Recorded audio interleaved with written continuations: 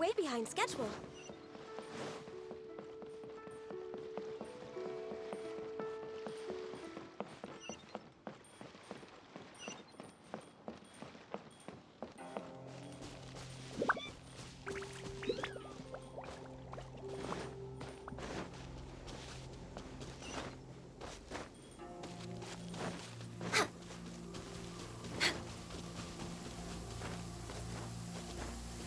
It is something of a luxury, but I love listening to the rain from the courtyard.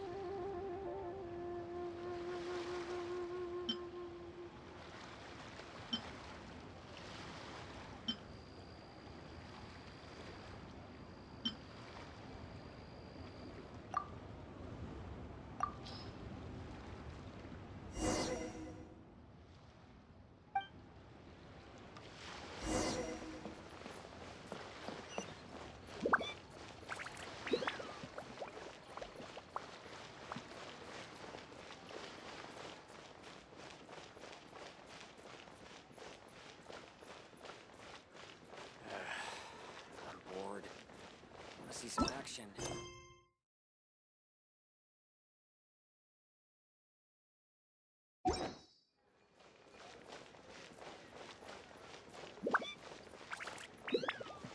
can't wait to see my adorable daughter again.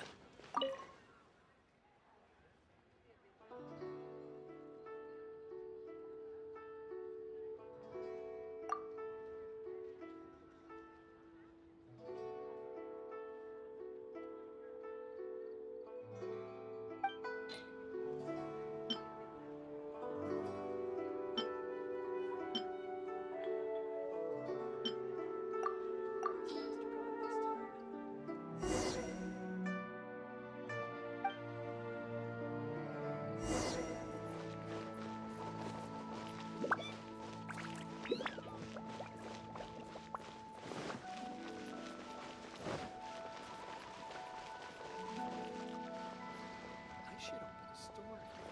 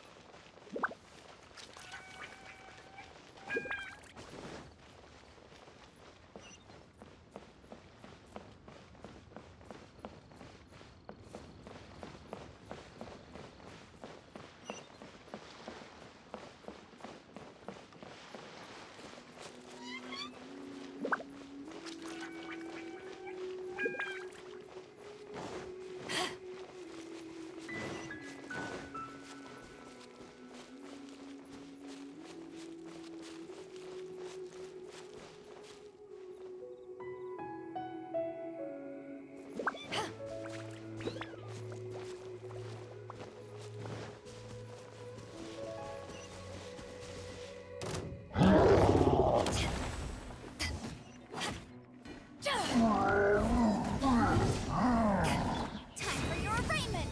Boom!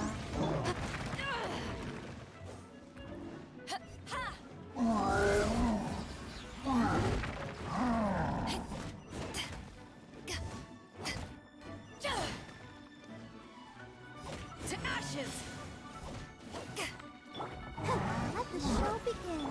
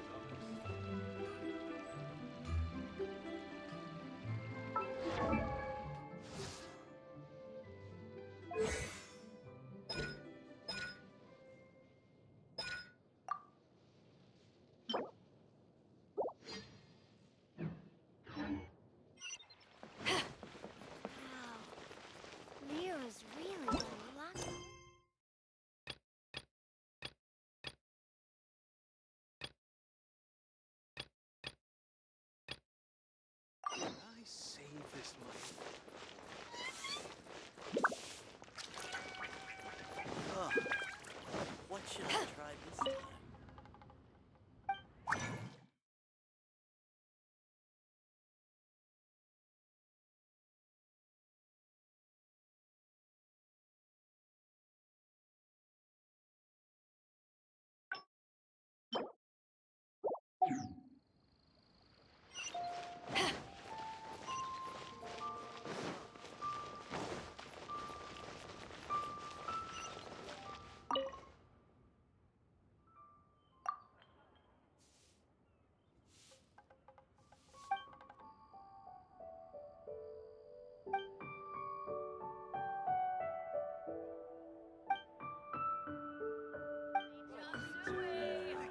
Not yet.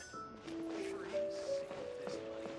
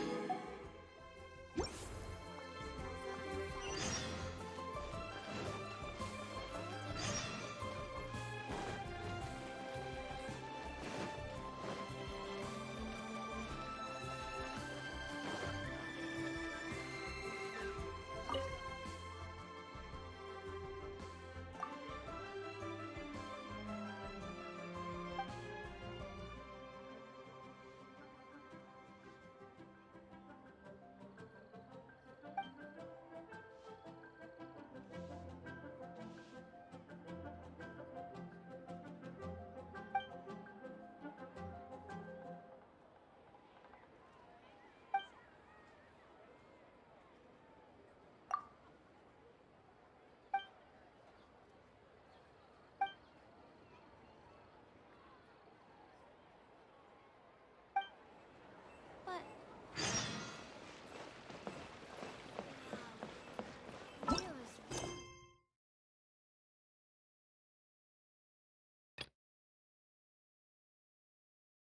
Just plain stupid. Should I save this money? Try something new at the Wanmin restaurant.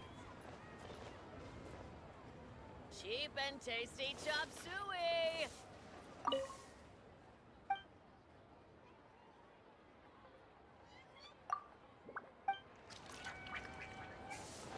wow. Leo's really got a lot going for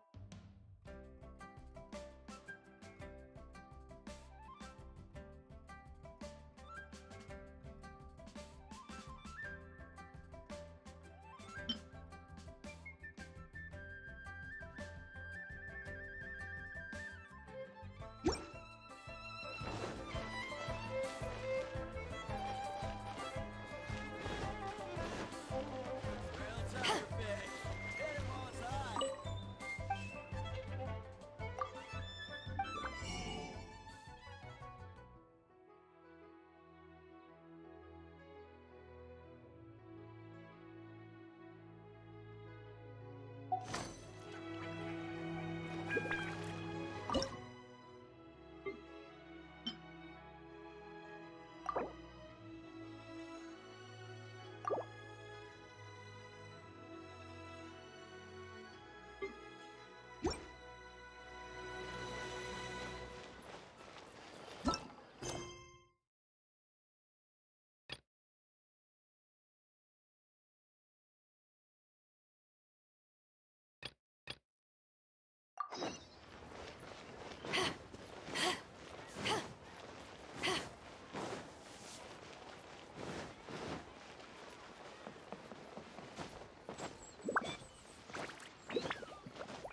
key here is consumer psychology.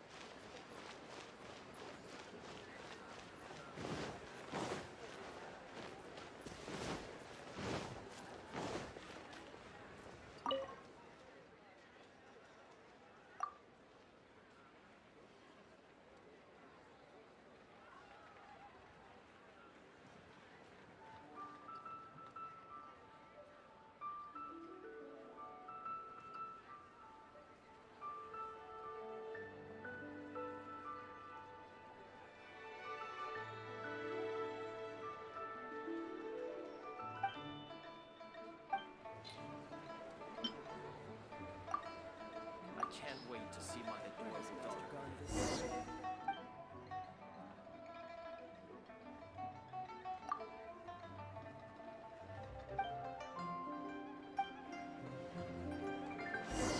You have 2 seconds to tell me.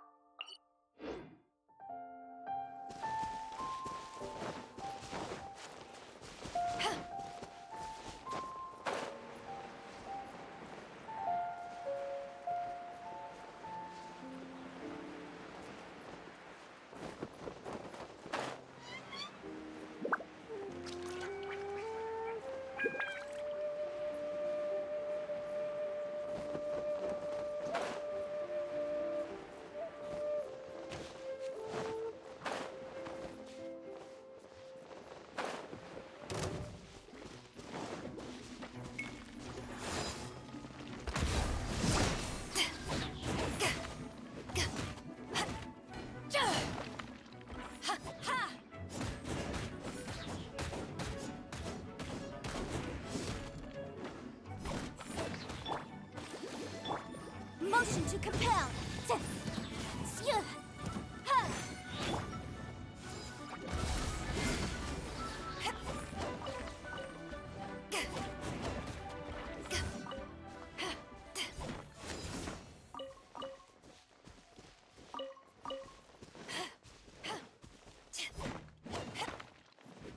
Back off!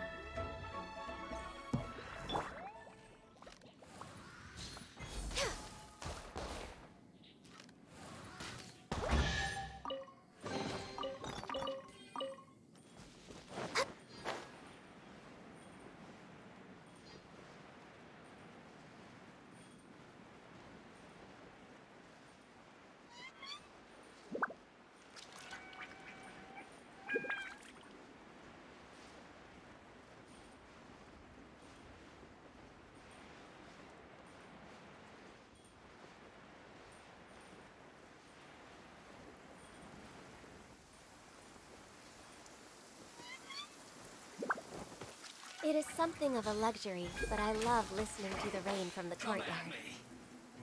All hail!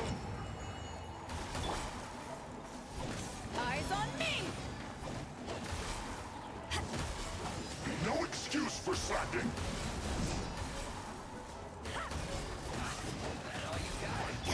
Rapid play! Don't be a killjoy. We've only just begun.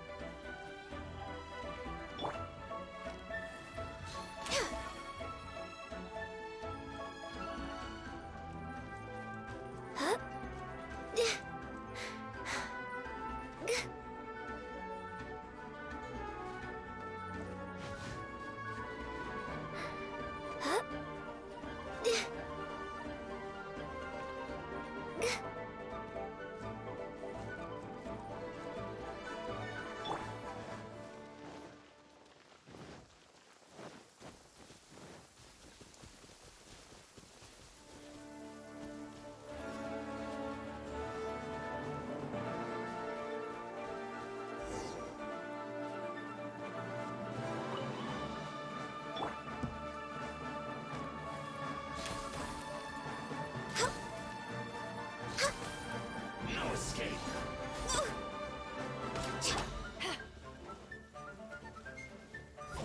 Prepare yourself.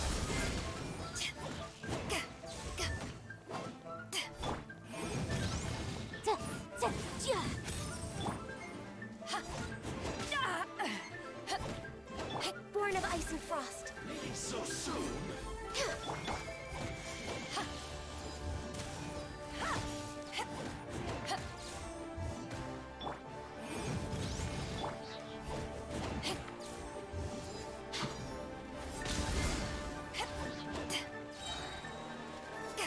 Power that ended Python! You can't run from death.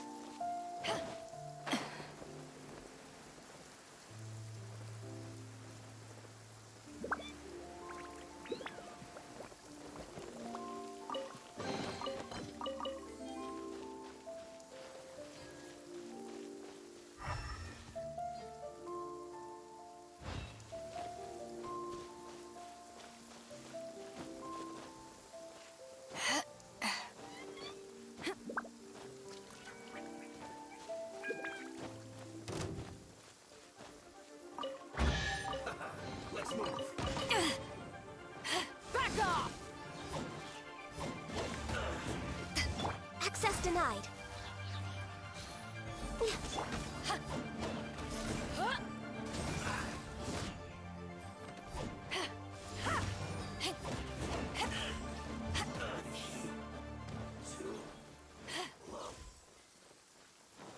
You'll get frostbite. I'll protect us. Hi. Oh. Go, Barbara, go! For Rex Lapis! Born of Ice and... Ha! Set. Send this quickly! Invisible evidence!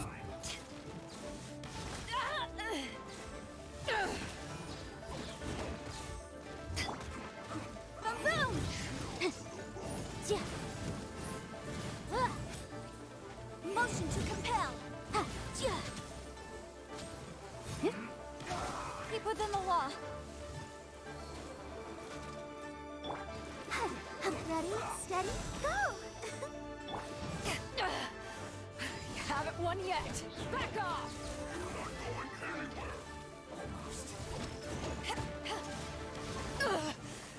Not bad. Send this quickly! To ashes.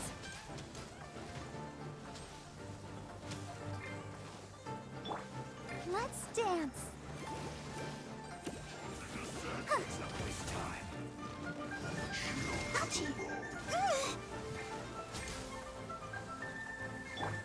Back off.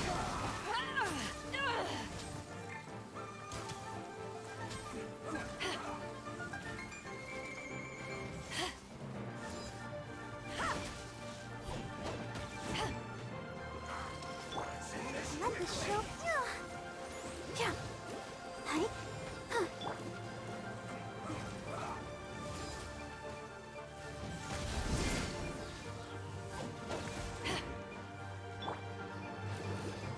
Huh.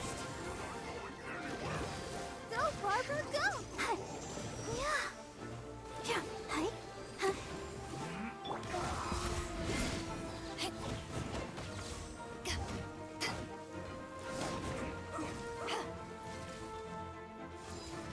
Back off. Huh. Huh. Hi. Go, Barbara. Huh. Huh. Hi. Huh. Oh. Huh. Hi. Oh.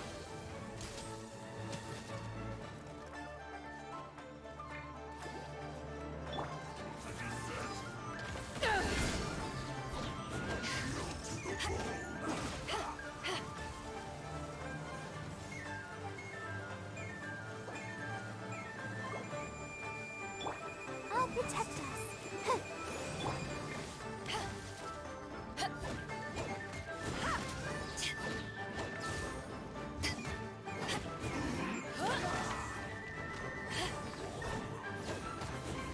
Boom, boom! Take this. I slipped up.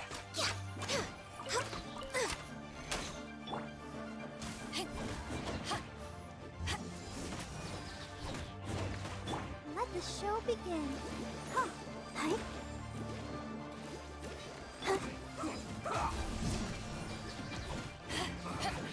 I guess this is it.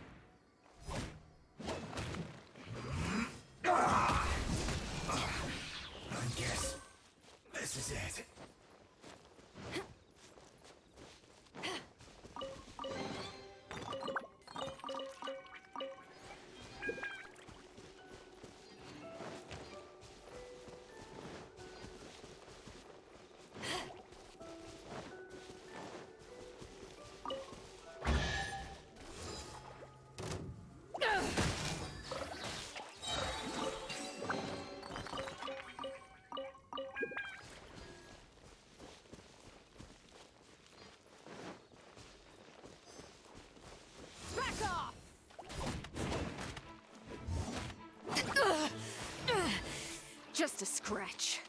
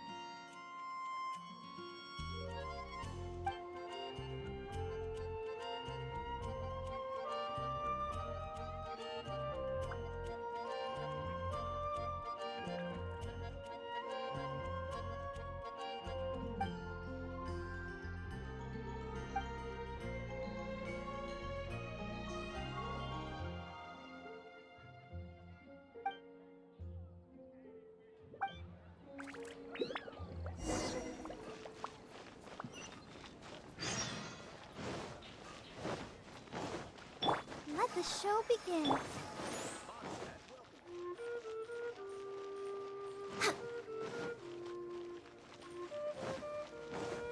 No touching!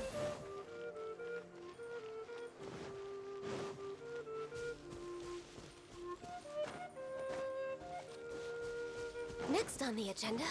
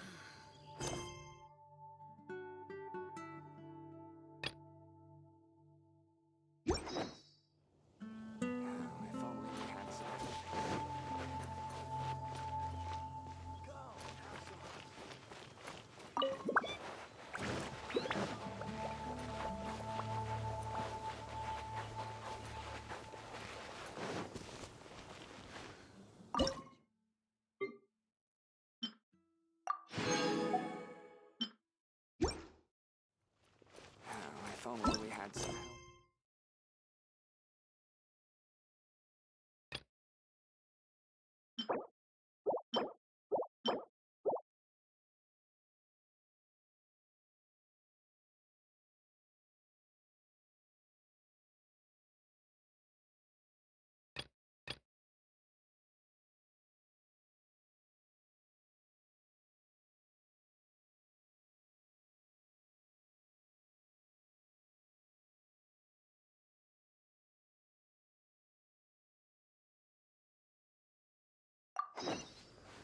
Come and have some hot soup.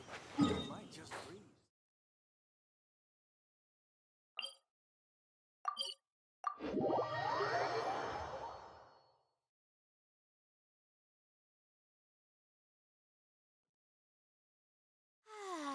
This weather's got me in the mood for reciting some laws. Let's see. Commercial Law of Lila, Chapter 27, Section 6, Article 3 stipulates that... Wait, what was it? Oh my goodness, I've completely forgotten. What is wrong with me today?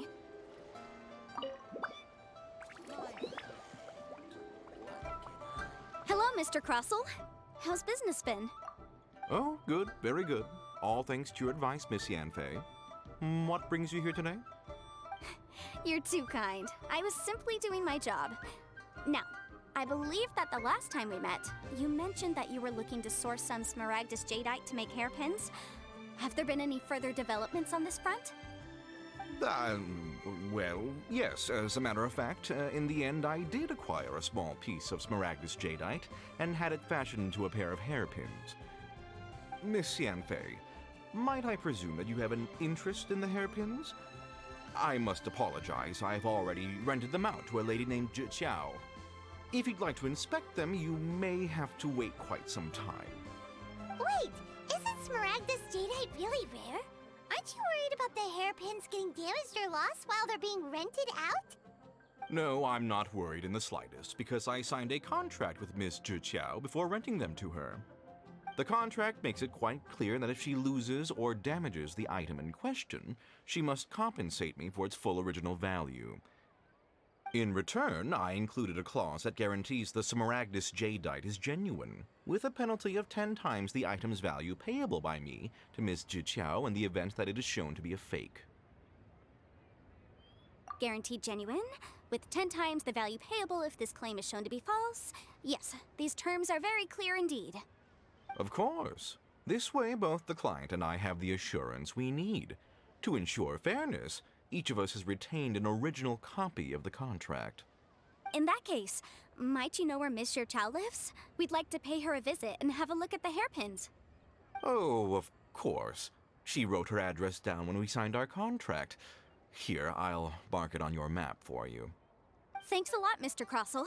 We'll be off now.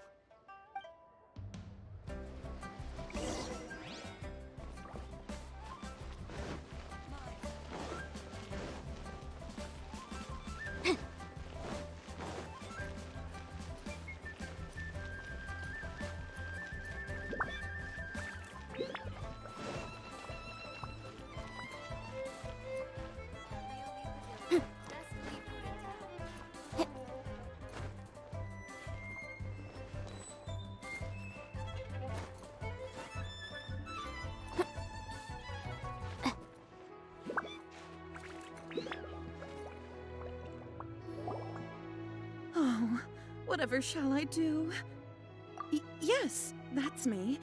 Is there something I can help you with? How do you do, Miss Xiao? We understand from Mr. Crossell that you recently rented a pair of hairpins from him. My associates and I are very interested in them. Would you mind letting us take a look at them? The hairpins? I can't lend them to you right now. I've lost them. I don't know how it could have happened. I always kept them right by my side, and I hadn't even worn them yet. I spent so much money on them. If I have to pay their original value, there's no way I could come up with that amount of money on such short notice. My family is in the ore business too, but business has been suffering ever since the chasm was sealed off. We now have a backlog of paid-up orders just sitting around. So we've been having to purchase some stock from other ore merchants to complete them. A big banquet is coming up in a few days, and several ore merchants I know of will be there. I need this opportunity to mingle and discuss prices. That's what the hairpins were for, well, to keep up appearances. I can't have them looking down on me.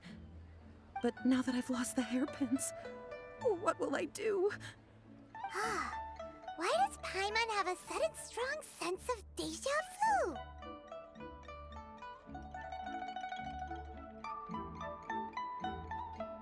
Would you really? I sent a commission to the Adventurers Guild, but I haven't heard anything back from them yet. Hold on. Don't run off looking for the hairpins just yet. Miss Chow, would you let me have a look at the rental contract you signed? Huh? Well, I mean, sure, I have it right here. Here you are. Let me see. That's right! Yanfei said she's a legal advisor, didn't she? Maybe she can help Juqiao somehow. True. Though surely there must be a win-win solution. Right. I finished reading the contract. The terms are very clear, and they do indeed stipulate that you must pay Mr. Crossell the original value of the hairpins as compensation for the loss. Furthermore, the contract also expressly states that the amount of compensation must take current market prices into account. And given the rarity of Smaragdus Jadeite, I fear that the final amount of compensation may end up being significantly higher as a result. Even higher? Oh, no. Uh-oh. Juqiao looks like she's about to faint. However, all of this is assuming that it is indeed genuine Smaragdus Jadeite that was inlaid into the hairpins. Did you really have to pause before saying that part? Anyway, the hairpins are lost, so how exactly would we be able to find out if the jadeite is genuine or not? Whichever way you look at it, we've got to start by finding those hairpins. Except that if we found the hairpins, there'd no longer be any need to check whether the jadeite is genuine, would there? Seems right. Please, don't trouble yourselves over this. The fact is, I lost the item and I should pay compensation per the contract. However much it is, I will have to pay it. My family are merchants after all. It's vital that we keep our word and respect our contracts. Now that it's come to this, I really shouldn't keep Crossell in the dark any longer. I'll go and inform him of the issue and then negotiate the amount of compensation. Yes, legally speaking, it seems this is the most sensible course of action. But before that, I have some questions about the hairpins. So hold on a moment, Mr. Chow. When you first touched the hairpins, what did you feel? What did I feel?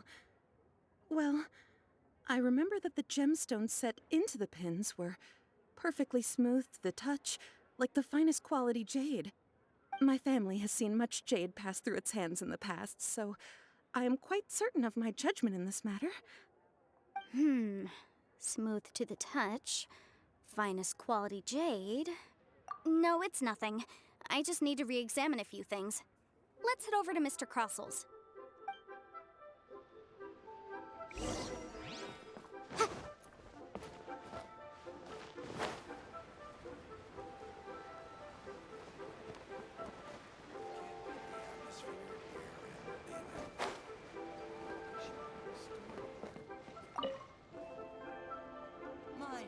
Ah, Miss Yanfei, you've returned. With Miss Juqiao in tow, too, I see. How are the hairpins? I trust you're quite satisfied with them? About that.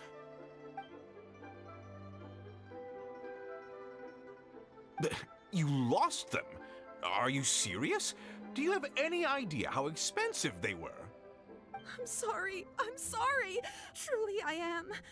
I'll pay the compensation as per our contract. Every last mora. Mora? Do you have any idea what I had to go through to get my hands on that Smaragdus Jadeite? I just don't...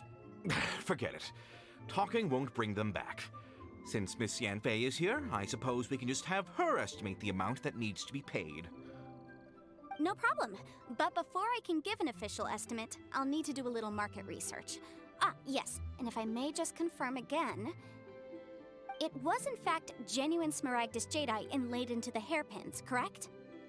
Of course. Genuine article guaranteed, or I pay back 10 times the value. All right, understood.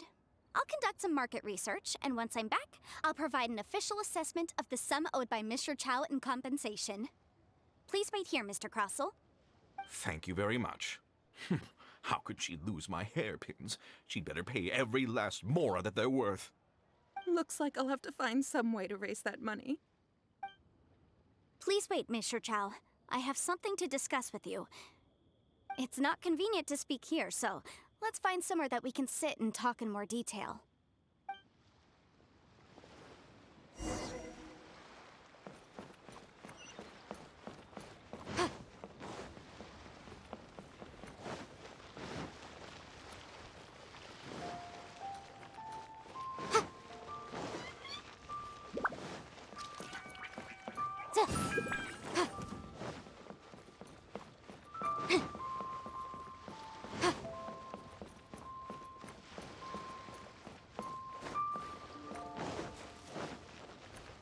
I can't believe the well got polluted. Miss Yunfei, what is this about? Are you here to tell me how much I owe? No. What I wanted to talk about is, there is a chance that the ore inlaid on those hairpins may not be Smaragdus jadeite after all. What do you mean? Are you implying that you already sneaked off and found them? Obviously not. I'm no adventurer, let alone a member of the guild. I don't run thankless, time-consuming errands for a living.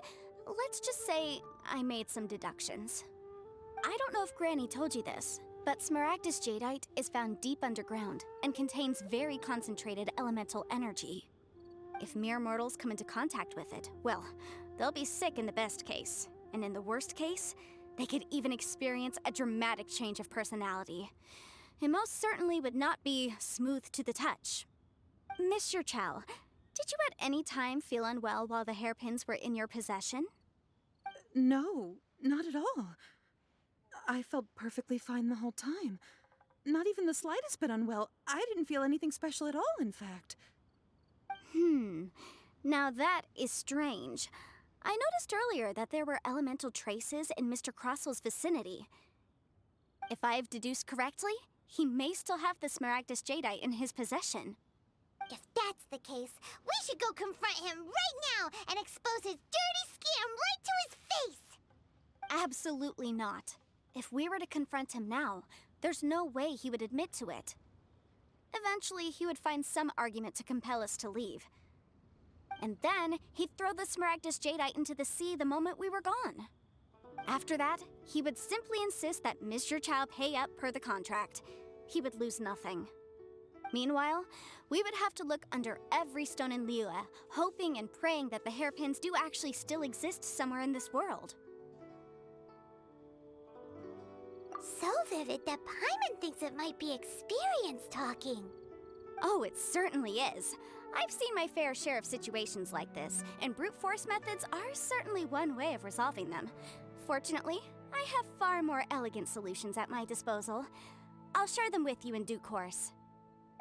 Well then, since you're so experienced in dealing with problems like this, perhaps you could help me, Miss Yunfei. Oh, that won't be a problem. But first, Mr. Chow, can I ask you to please sign this contract? Huh? Does there have to be a contract for everything? Paimon can't even keep track. It feels like Yanfei is even more concerned with them than a certain someone else we know. These are my formal terms of engagement. Everything prior to now has just been pro bono advice. But for me to investigate any further, I require a written contract. Any work commissioned but not bound by a contract cannot be relied upon.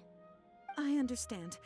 Then I will be glad to place this matter into your capable hands if you will take it, Miss Yunfei.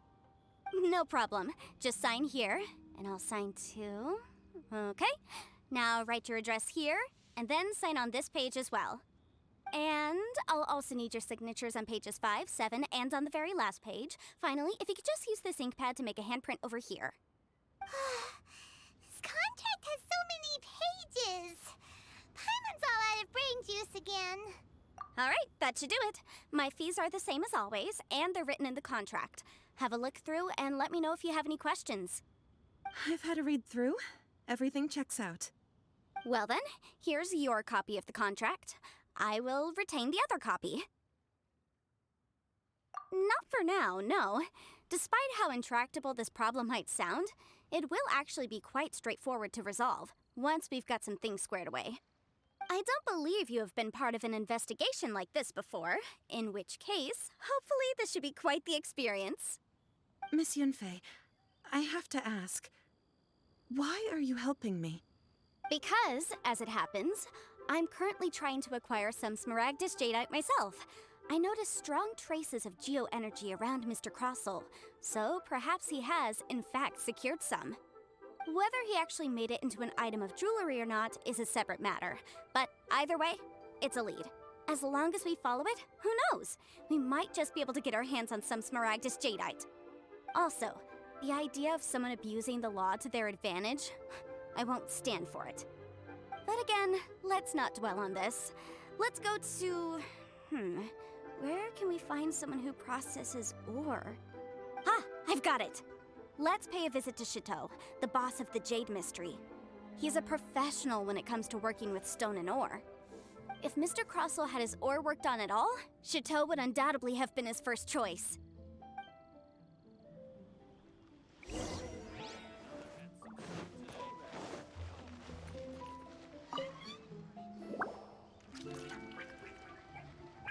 Why, hello there, honored customers. Welcome to... Oh, it's you, Miss Yenfei. Is something the matter? Surely not more spurious claims that my jade betting is rigged and no one can ever win? Oh, I swear on all that is sacred. No, nothing of the sort. Has a Snezhnine merchant named Crossel enlisted your ore processing services recently by any chance? A Snezhnayan merchant named Crossel, you say?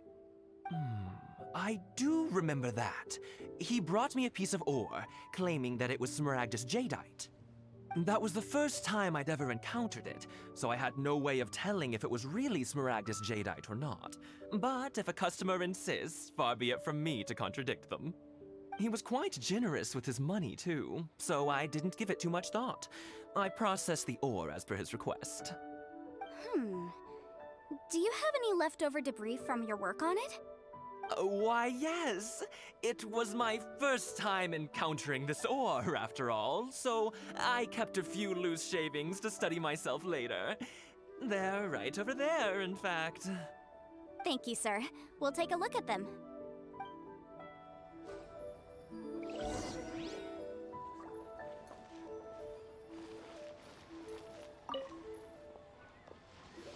Try your luck betting on Jade?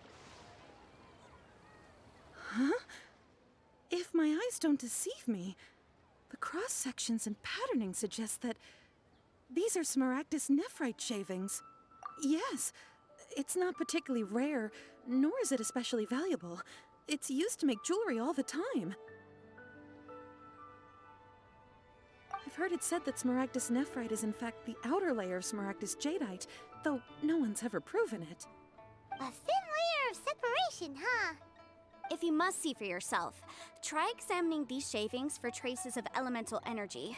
Smaragdus nephrite is an entirely ordinary ore, containing no elemental energy whatsoever. Is that so? Well, we might as well give elemental side a shot.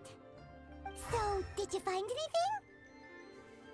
So they really are different. But wait, how come Juchao was able to tell what it was just by looking at the shards? That's pretty awesome. There's nothing special to it.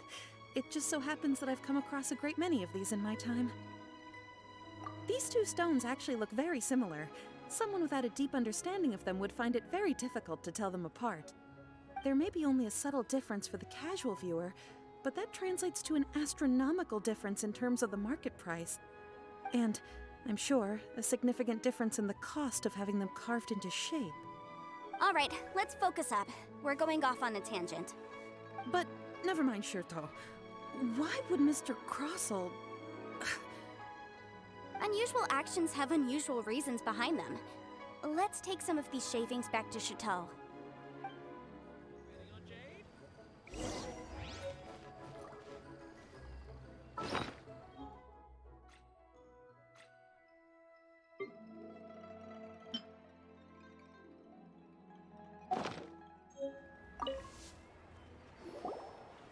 Miss Yenfei?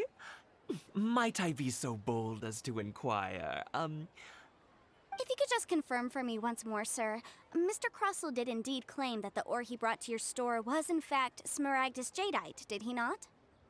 Yes, that's right. I still have a record of the job with me, in fact. Here. It says quite clearly, 1 chunk Smaragdus Jadeite, uncut. Then I have no further questions. But could I borrow the processing record and these stone shavings? Of course. But might I ask why you need them? Oh, I have my reasons. Ah, yes. Please sign here on this affidavit. This document shall serve as signed proof that these stone shavings originated from the, ore that Mr. Crossell brought to your store. Please read it carefully. Yes, I see. Forgive me for asking again, Miss Yenfei, but might I know the nature of the incident on this occasion? I wouldn't say there's been an incident, just a minor issue. Thank you, sir. I'll take these with me. With this hard evidence to back us up, Crossell won't dare try to deny what he did. On the contrary, this is far from sufficient to build a case. We need to find something a little more compelling. If you want to make jewelry, you need a professional jewelsmith. Let me think. Jewelry, nope. Aha! Got it! Singxi. She often helps people to find a jewelsmith. Let's go pay her a visit. Well, that was quick. How can you know so many people? Because lots of people come to me for legal advice every day. As you know, Liyue Harbor is the city of contracts. And contracts, well, I should say laws, are very important to us. But the amendments made by the Tianquan to our laws are unnecessarily complicated. How can I put this? It just seems like they're hard to understand and impossible to finish. As such, legal advisors like myself provide quite the popular service indeed. So you help them make sense of the law. But didn't you say that it's hard to understand and impossible to finish? Yes, well, that's no obstacle because I've memorized all the legal codices. You memorized them?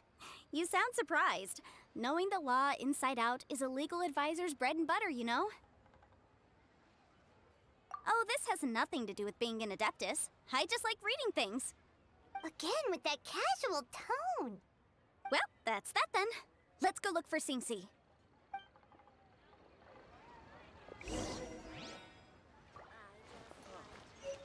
What should I try this time? Let the show begin.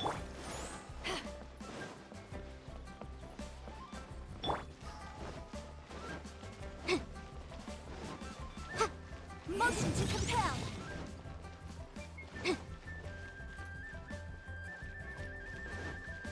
Jewelry's out of stock, but we have some new items in. Oh, Miss Yenfei, it's you. Has something happened? Did the client from last time, Have no further trouble from then on? Yes, of course. I'm just here to ask you a few questions. Has a merchant by the name of Crossell asked you to put him in contact with a jewelsmith recently? Crossell? Yes, I remember him. He's a merchant from Snezhnaya, no? Yes, he came to me with a chunk of something he called Smaragdus Jadeite. The design of the hairpins that he gave me was quite intricate, so it took me some work to find someone who was up to the job. Eventually, I found an older jewelsmith who made them exactly according to his specifications. This order was on hold for a very long time, and only completed quite recently, which is why I remember it so well. Doesn't seem like there's any evidence to be found here. Miss Singxi, I'd like for you to confirm for me once more. When Mr. Crossell commissioned you to find him a jewelsmith, did he or did he not assert that the material he presented to you that day was called Smaragdus Jadeite? Yes, I'm sure of it. The hairpins were made using many expensive materials, and the asking price was quite high, so we had to put this transaction on record with the Ministry of Civil Affairs. Mr. Krosel wasn't very familiar with the necessary procedures, so I filed it on his behalf. I also kept a copy for my own records. See for yourself, the item is called Smaragdus Jadeite Twin Phoenix Pins. The inlaid gemstone is recorded as Smaragdus Jadeite. The document even has the official seal of the ministry on it. Thank you, Sinxi. Now, could you let me borrow this document? Sure, it isn't serving much purpose here anyway. I take it then that there's been some more trouble? Nothing you need to worry about, just a minor issue. I'll return your document as soon as I'm done with it. Thanks again! Why is everyone's first reaction always to assume someone or something is in trouble? I believe we have almost all the evidence we need. We just need to make one last trip. Let's go to Boo Boo Pharmacy to speak with Dr. Baiju. The weirdo with the snake around his neck? What do you want to speak to him for? Because only he can provide an authoritative statement confirming that Smaragdus Jadeite is harmful to the human body. Once we have this final piece of evidence in our hands, we can wrap this case up.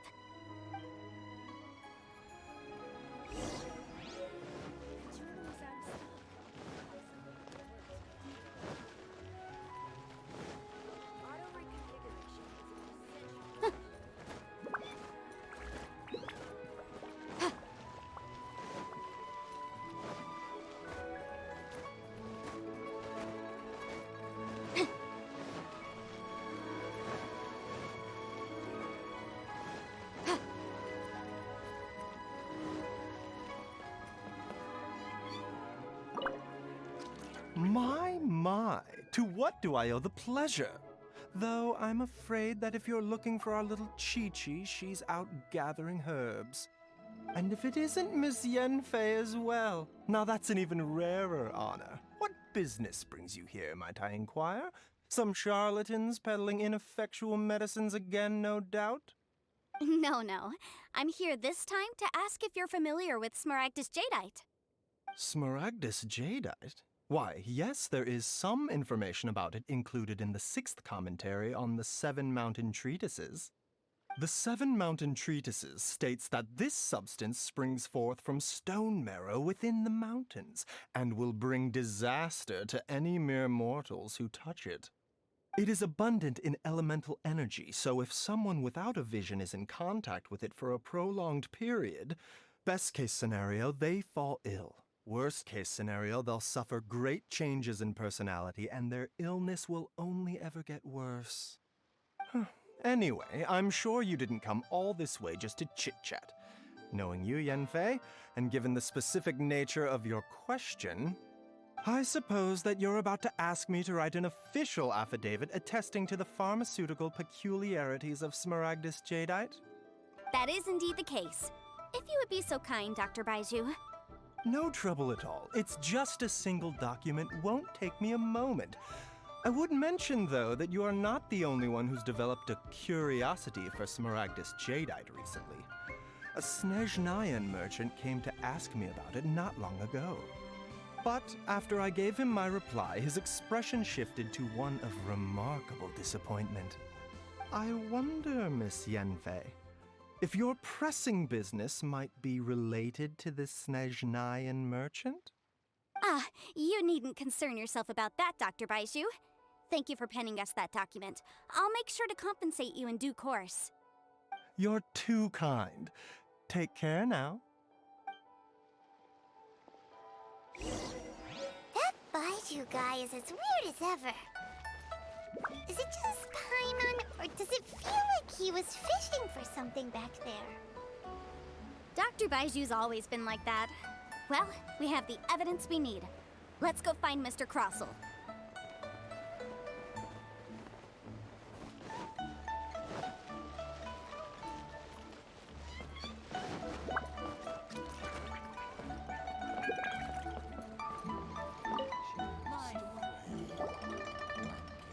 Miss Yanfei, have you finished your investigation? I trust you will now be in a position to assess the compensation due. Yes, my investigation is indeed concluded. I can now provide a final figure for the amount payable. Wonderful. Well then, please, could you do the honors, Miss Yanfei? Of course. According to the stipulations of the contract, Mr. Crossell, you must pay Mr. Chow 10 times the original transaction price in Mora. Sure. Wait, what? Me pay her? Surely there's been some kind of mistake, Miss Yanfei. Not at all. According to my investigations and the material evidence that we've gathered, the substance claimed to be Smaragdus Jadeite that was inlaid within the Smaragdus Jadeite twin phoenix pins that you rented out to Mr. Chow was, in fact, Smaragdus Nephrite. Now, the contract states very clearly that 10 times the price shall be paid should the article not be genuine. Accordingly, you are liable for this sum, which is payable to Mr. Chow in Mora. Material evidence? What material evidence? Why, Miss Yanfei, you cannot frame me like this. I spent a huge sum to obtain that Smaragdus Jadeite, and yet you claim that the ore inlaid on the hairpins is somehow fake? I demand to see your evidence. Indeed. Only a testimony from an expert witness involved in the processing of the ore can serve as an authoritative assessment of whether it is genuine. Traveler, please produce the evidence in question.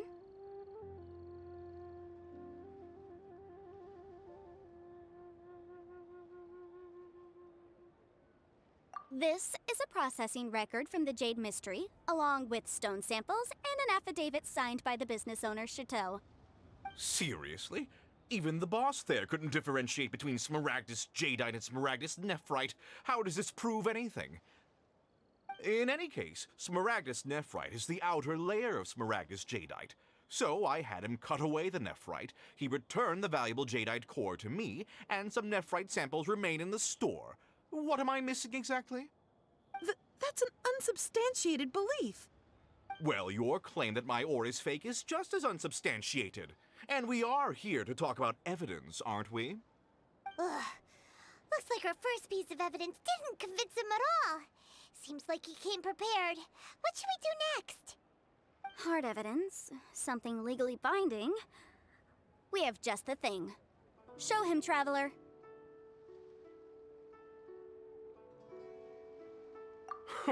This document proves that my hairpins are the real deal, doesn't it? This is the Ministry's seal, after all. It shows that the ore inlaid on the pins is indeed Smaragdus Jadeite. Our second piece of evidence didn't work either. And this guy's getting more belligerent by the second.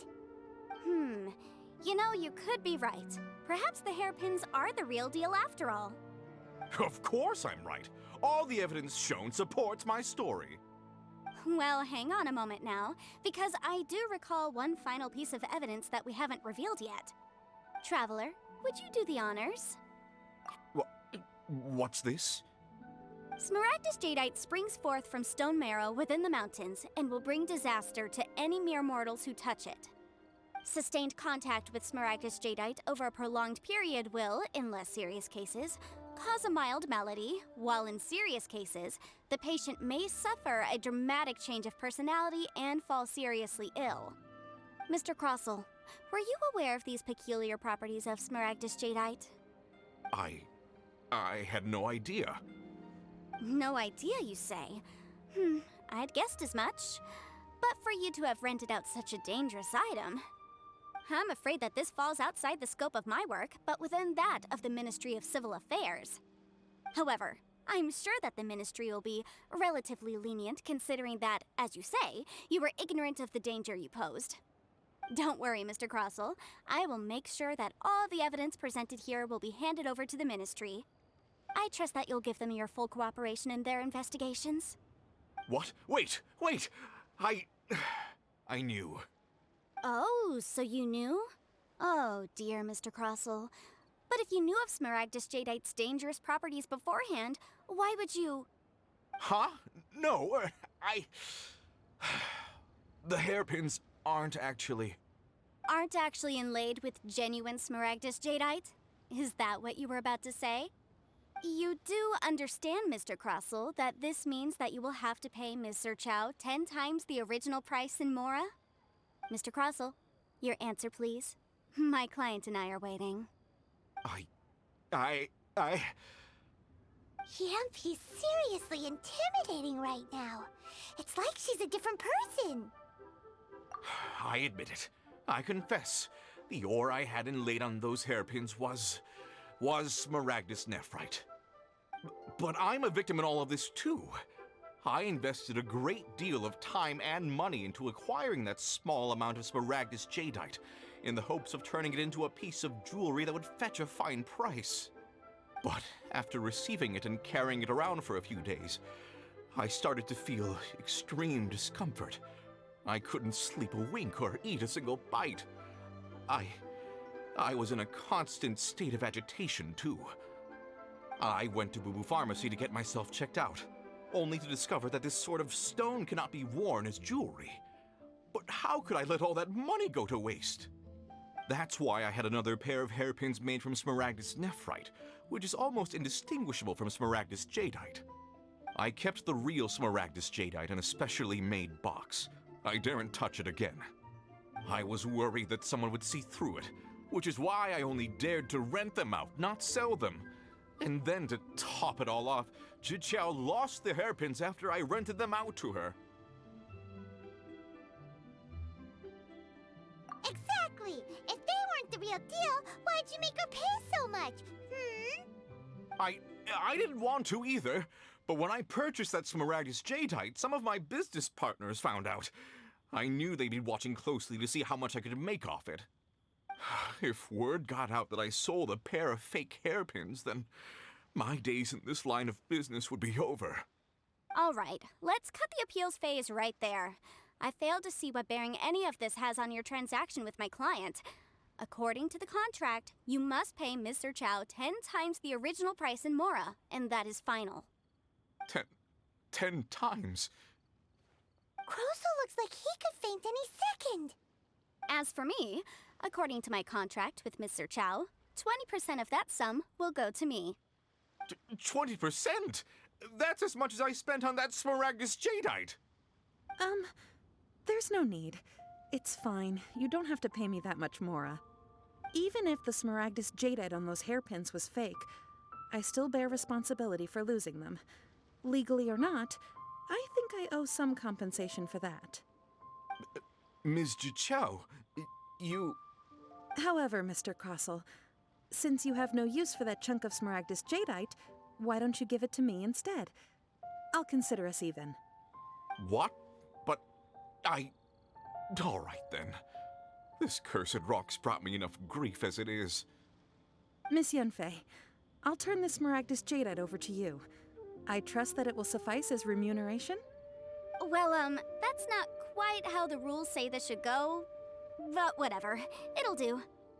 Thanks so much for your help this time, Miss Yunfei. When you have the time, I'll be sure to visit and express my thanks more appropriately. Oh, come on. No need to stand on ceremony. Now, if I may confirm this again, Mr. Chow, have you and Mr. Crossel come to an understanding? Well, yes, I believe we have.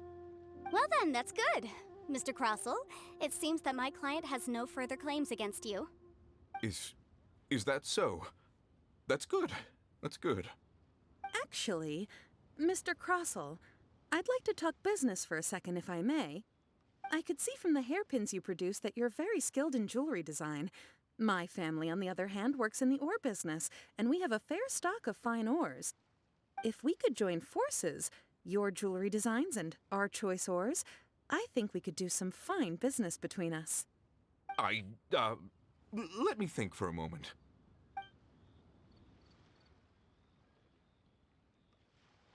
Well, that's that.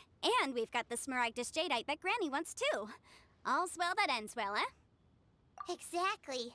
Usually when someone tells us they've lost something, we end up searching all over the place for it. But this time, you managed to solve the problem with just a big stack of documents. Even though the solution didn't involve actually finding the hairpins. The right solution depends on your perspective on the problem. The objective of my client, Mr. Chow, was to reduce her liability to pay compensation. So, rather than looking high and low for some hairpins, proving that the rented item was nowhere near worth what the vendor had claimed it to be was the more efficient solution. An Adeptus.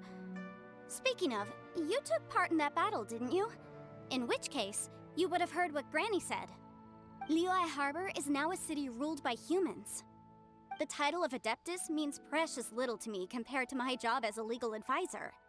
In any case, don't you think that the Liyue Harbor of today needs legal consultancy far more than it needs adeptal powers? Paimon can think of someone who would definitely disagree with your reasoning. Well, since we got what we came for, it's time to pay Granny a visit. I bet she's been on tenterhooks for a while now.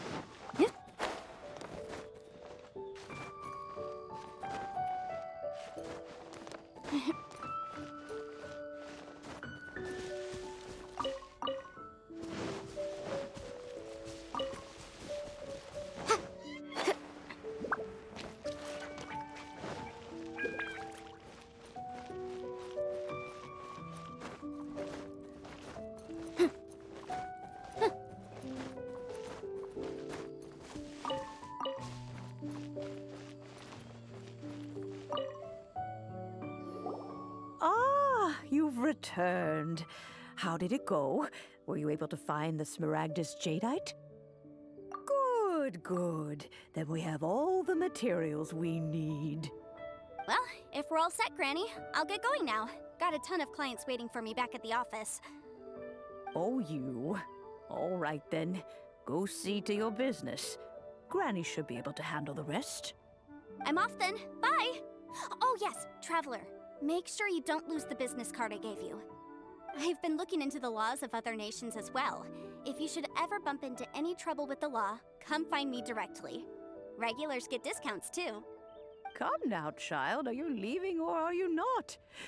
If you have no wish to leave, perhaps you'd like to help me clean my teapot, hmm? I'm leaving! I'm leaving! That child. Goodness knows where she learned to be so rambunctious. Her father was hardly so riotous or fond of talking nonsense back in the day when he stood beside Rex Lapis. Ah, indeed she is. Liyue has changed, and the Adepti must also learn to change. Yanfei might be overly garrulous, but she is also the most intimately acquainted with the city among us all. Ah, Liyue is not the same place I once knew. All right then, let us speak of this no more. Back on topic. I believe that I still owe you a little gift. Oh, Paimon's so excited! How is it made? It is but a single teapot. It shan't take long at all. Just wait here for a moment.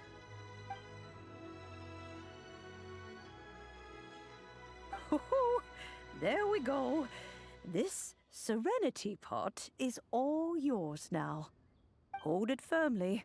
If you were to drop it, oh goodness, who knows what might happen.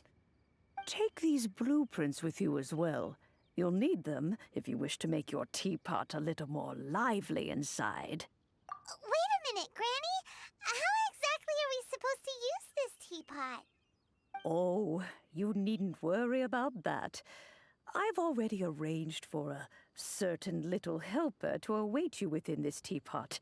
She will explain everything you need to know about it.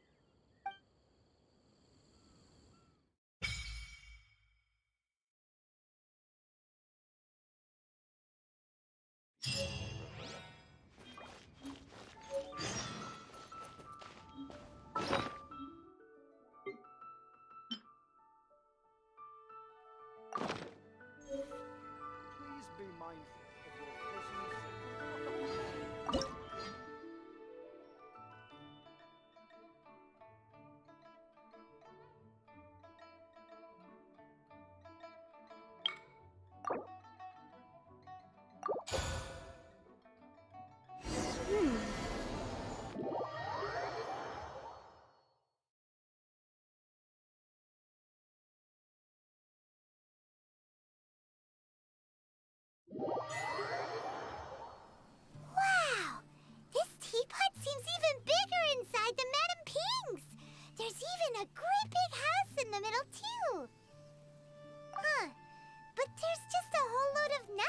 found it.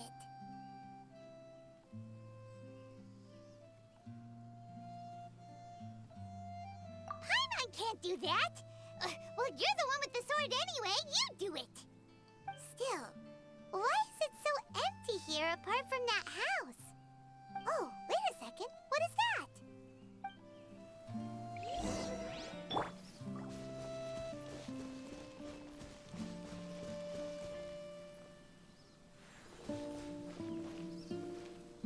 Well, it seems that we have a visitor. It's a huge finch! Excuse me, I am not a finch. I am a teapot spirit, and you may call me... hang on a moment. What am I supposed to be called again? Oh, call me. I suppose you may call me Tubby. So you're the little helper Madam Ping mentioned?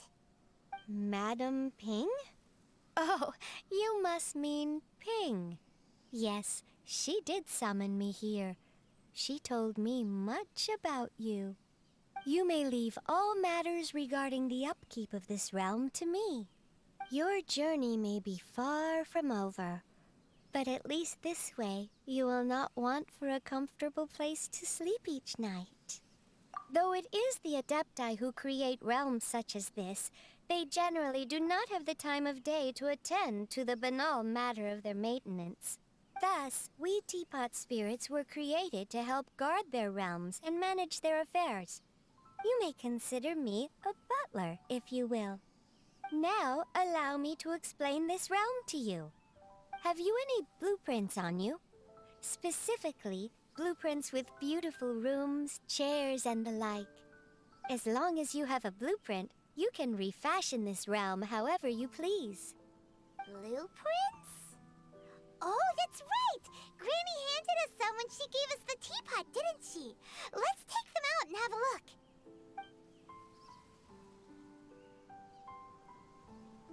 Yes, these are the blueprints I'm talking about. Go on, open them up. Just commit the image of the objects to memory and prepare the necessary materials. Then simply release the thought from your mind and the object in the blueprint shall appear within this teapot. Wow! Is that all it takes? Then we could build a whole city inside, couldn't we? I doubt it. A golden-eyed adeptus explained this to me at some point in the past. He said that even though subspace creation is a product of adeptal power, even that has its limits. This world is not a true one, after all. It provides merely a moment of brief respite from the mortal realm, not a means of escaping it entirely. A golden-eyed adeptus? Paimon wonders who could that be? I hardly remember myself.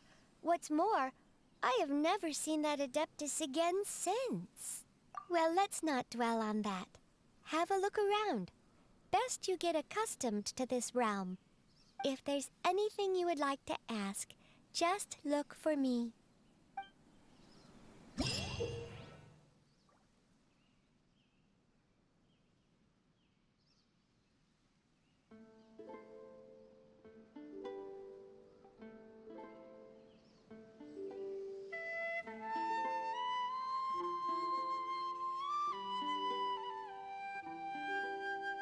If you ever want to trade tactics, I'm always ready.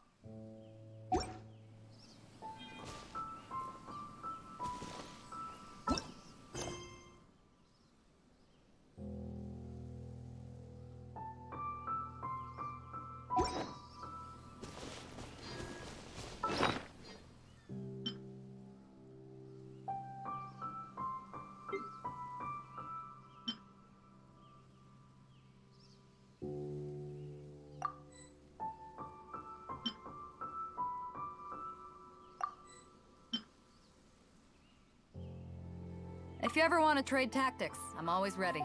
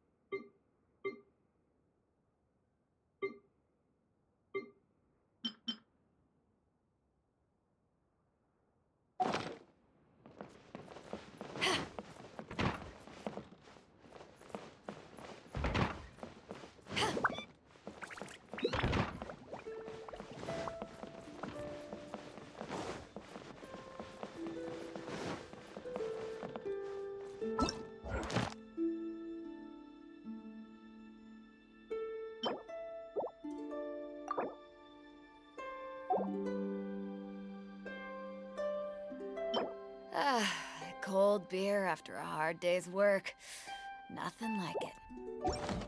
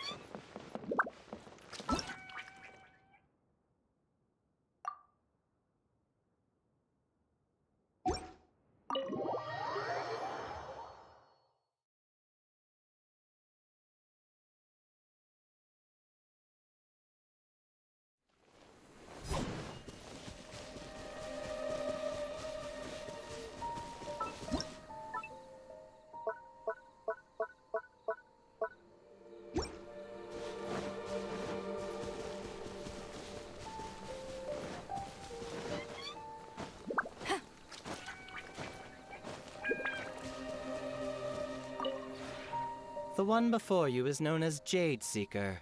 One travels far and wide, seeking naught but to witness all of the treasures this world has to offer.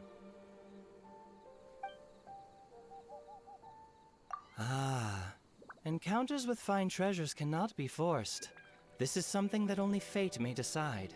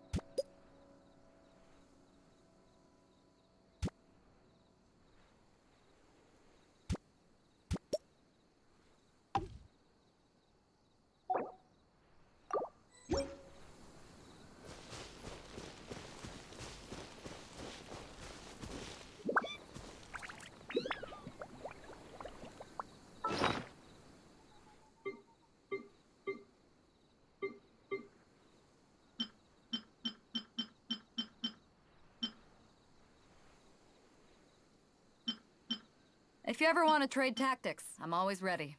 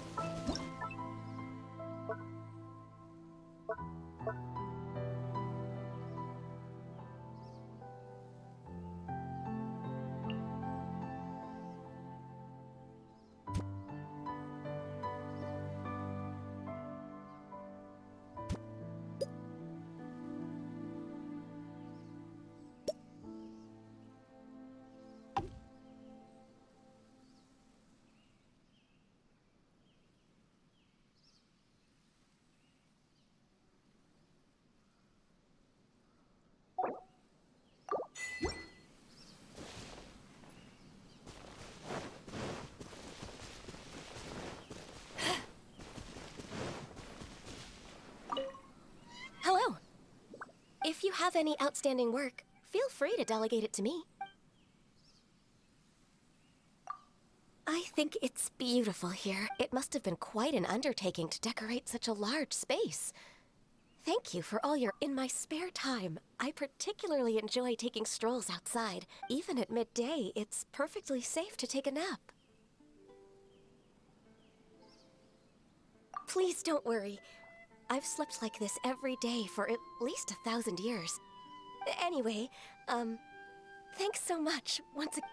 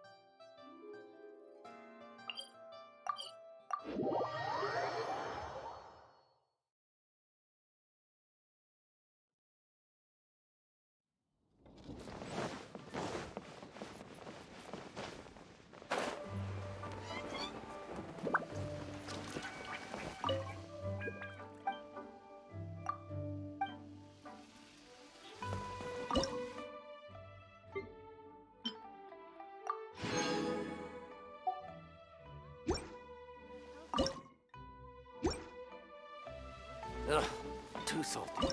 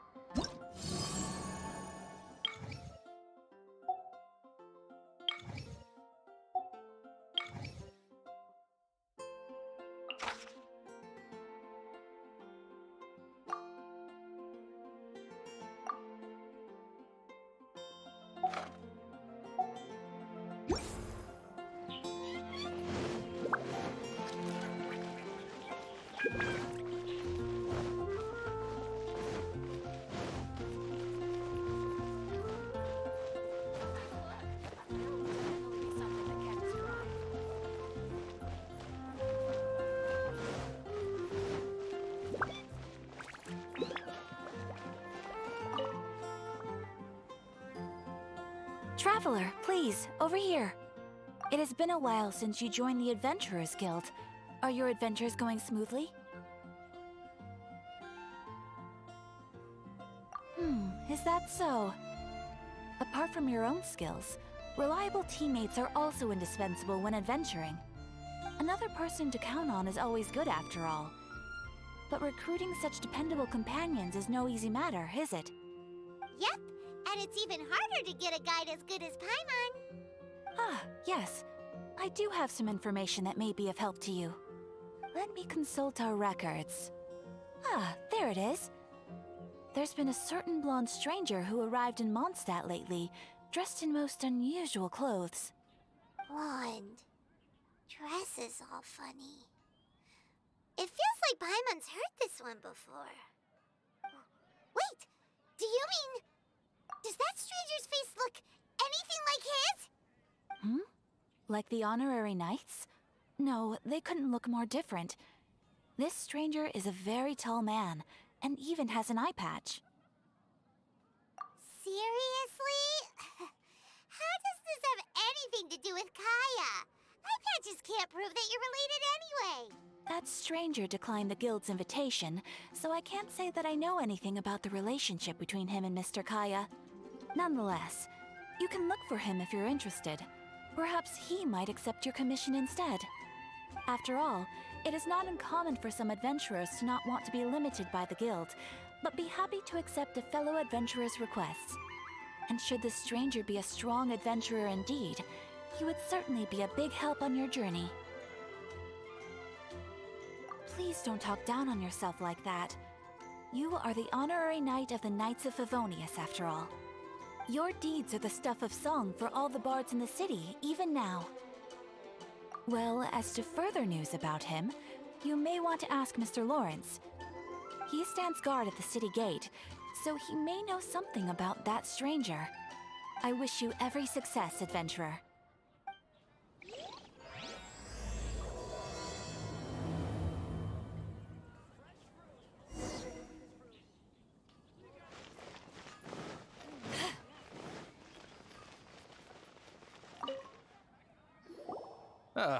Honorary knight. Is something the matter? A stranger with an eye patch. Let me think. Oh yeah, I remember seeing someone like that. A blonde stranger dressed in unusual garb. He was wandering all over Mondstadt at first, which I found rather suspicious, so I decided to keep an eye on him for a while. I lost him pretty quickly. Still, I didn't think that this was such a huge matter that we needed our outrider to pursue him by air. As long as Master Jean is here, there's nothing to fear from some suspicious, unusual-looking person. That might be true, but if it were up to Jean, she'd take this way more seriously. That is true. But on the other hand, knowing that Master Jean may overreact to the situation is all the more reason to not tell her, no? Anyways, oh yeah, he was at Wagner's smithy for a while before I tried telling him. He might have said something to Wagner. You should go ask him. Maybe he has more news about our stranger.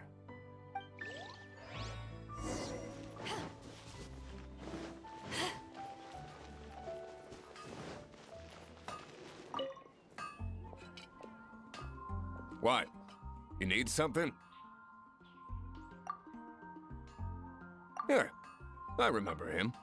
He showed up a few days ago asking to buy a bunch of forging materials.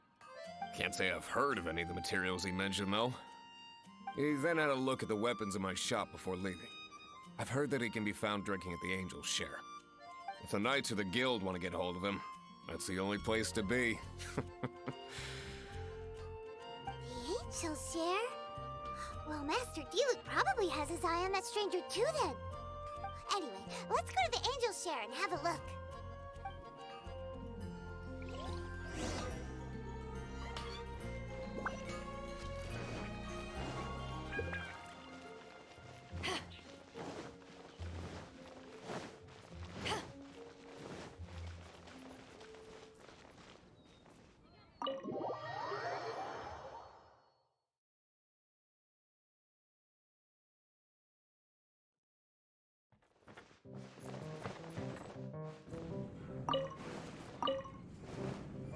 What will it be?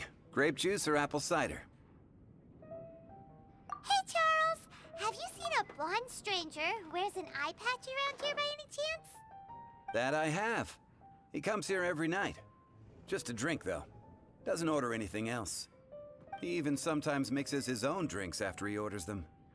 I don't know anything else about him, but from his selections and mixes, I'd say that he's quite the connoisseur. And what's Master Diluc's opinion? Why, I just gave it to you. Quite the connoisseur. Investigating everything as always. Guess that's Diluc for you. If you're looking for that gentleman, he ordered some new bottle of wine in advance yesterday.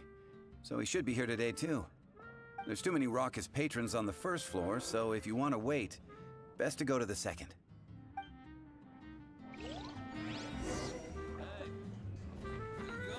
Drink some more.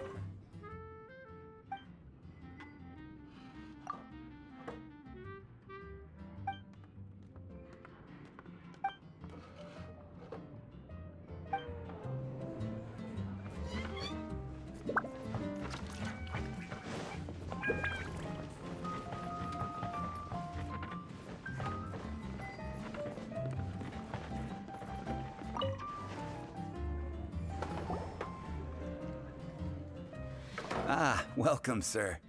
The wine that you previously ordered is here. He's really here? Let's go downstairs and have a look.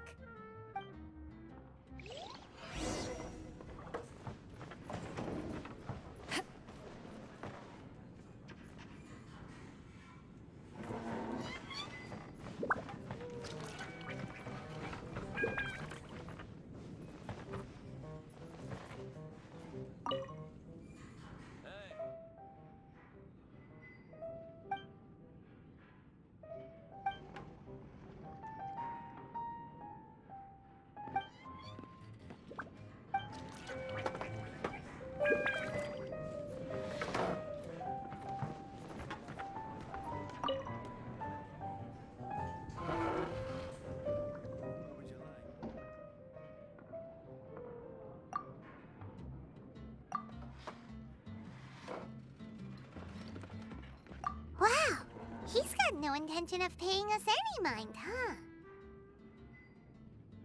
A traveler, you say? Why are you traveling? Well, that's as good a reason as any. Sit down over there, then. So, guess we've broken the ice. What a weird guy.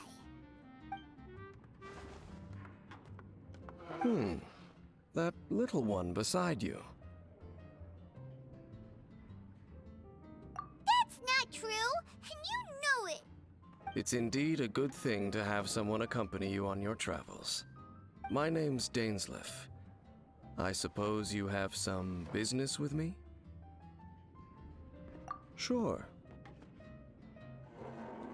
And he was so cold just a moment before. Paimon's got a bad feeling about this. But I will require advance payment. 500 mora, and 3 answered questions. The 500 is a one-time fee, and we'll settle the questions in a moment. That's it. Well, now Paimon's got a really bad feeling. That kind of compensation can't be right. Ah, thank you. Now, as for my questions, I'd like you to answer them here and now. The answer to a question says nothing about right and wrong, only about differences in attitude. I only wish to know what your choices are. You need only answer. Question 1.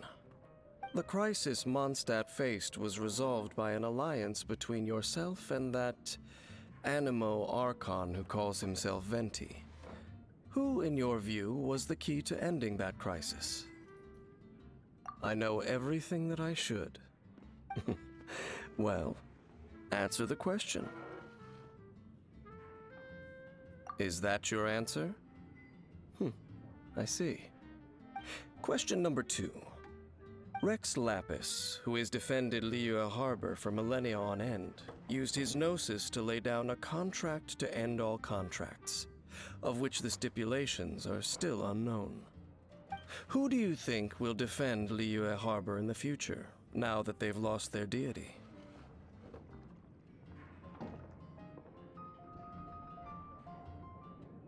So that's your answer? I see. Now for my final question. This world has people who gained visions, and those who did not. Which of the two do you think hold more importance in the eyes of the gods?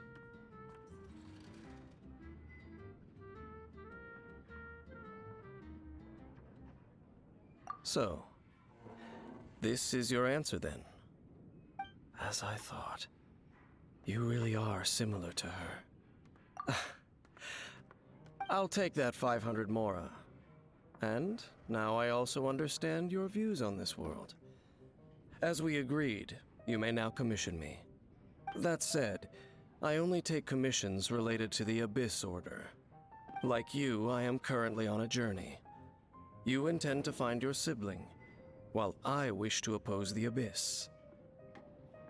Ugh. Those creatures that serve the Abyss are the fangs and claws by which the Order spreads chaos in this world. I have come to Mondstadt this time while on the trail of an Abyss Herald. An Abyss Herald? An even more twisted abyssal being, one that commands the Abyss Mages. Oh, that's right! We've just been fighting against the Fatui and Liyue, who are human too! We haven't encountered the non-human Abyss Order at all! There's some reason behind that, I'm afraid. It's possible that they may have been under orders to avoid your path. Oh, that does sound pretty dangerous. Maybe they're looking for a better time to ambush us or something. Uh-huh! We're super-duper strong! That manner, it's just like hers. Well then, let's go see for ourselves, shall we? According to the leads I have on hand, the Abyss Order has re-infiltrated the Temple of the Falcon. Let's meet up at the temple. Perhaps your questions about the Abyss will be answered there. Dandelion white.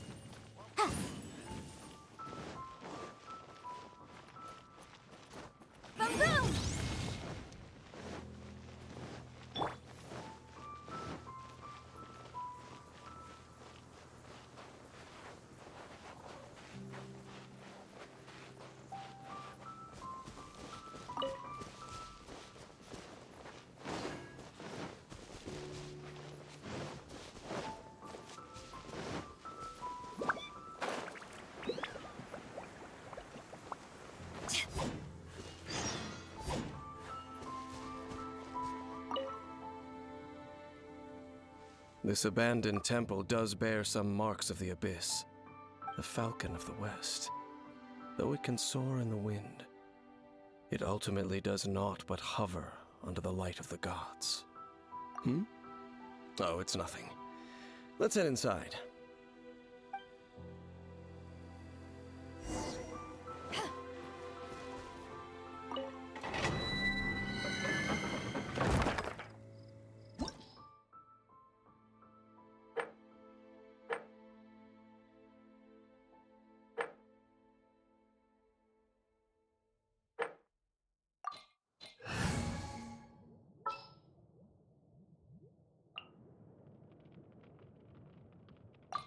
You want me on your team?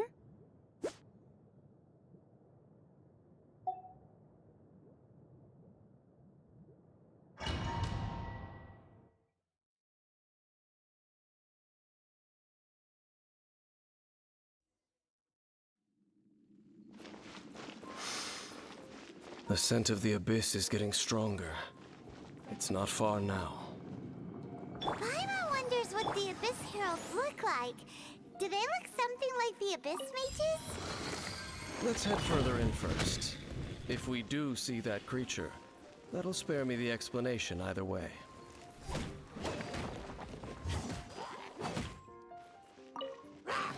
Back off!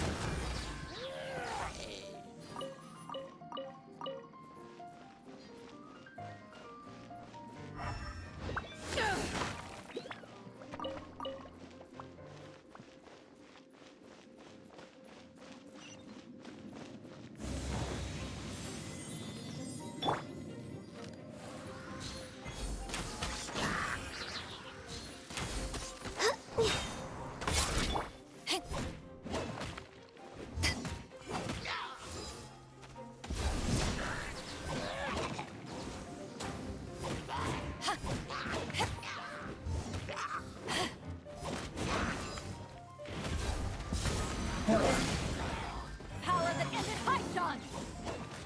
Everybody stand back!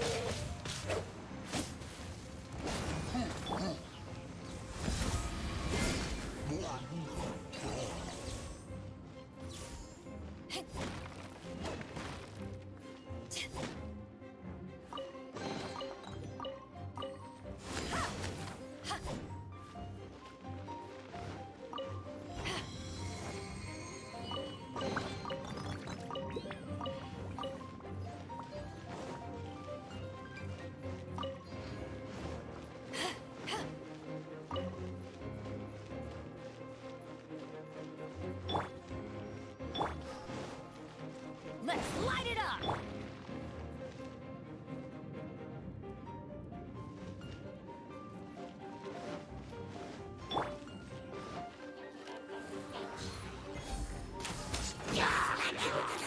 This is long overdue. Access denied. Huh. I'll protect us. Hi.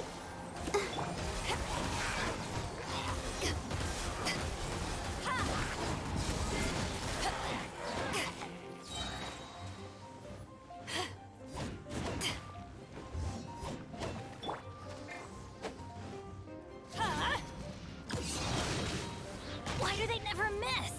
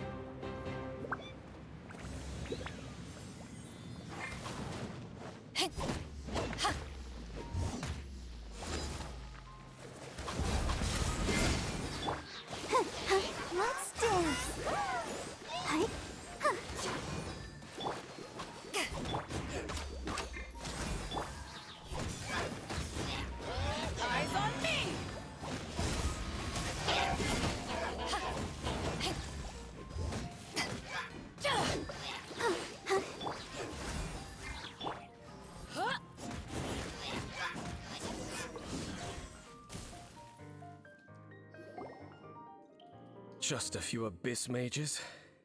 Seems like that herald might have already left. The abyss. It is chaos, and it is also destruction. It is a morass of inconceivable madness that encroaches upon this world's very foundations.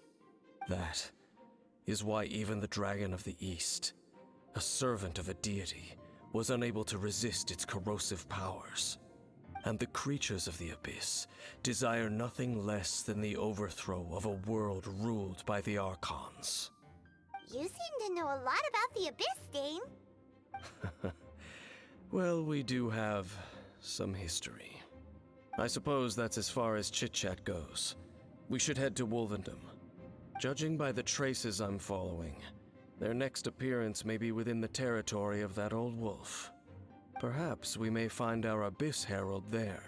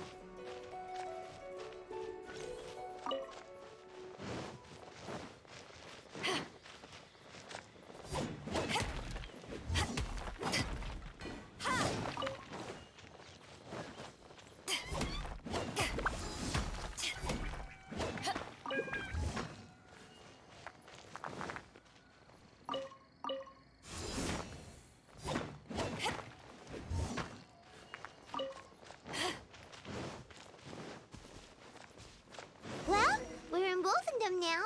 Think Dane's waiting for us up ahead? We should meet up with him quick, in case the wolves decide they don't like him.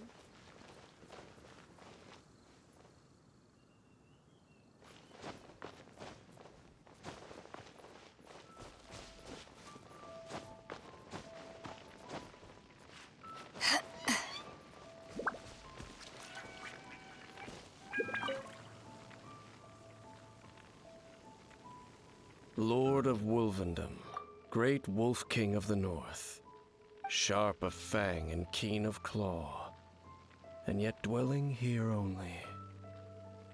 No, nor does it know me. I only know these things because a previous traveling companion of mine once wanted to hear its story. All right, let's go see if that Abyss Herald has stopped by here. But where do we begin? Are you standing here because of these strange bonfires, Dane? Indeed. See that, floating above the flames? It's an abyssal spell. Knowing what I do of the Order's habits, they've probably left similar marks behind elsewhere. Let's have a look nearby.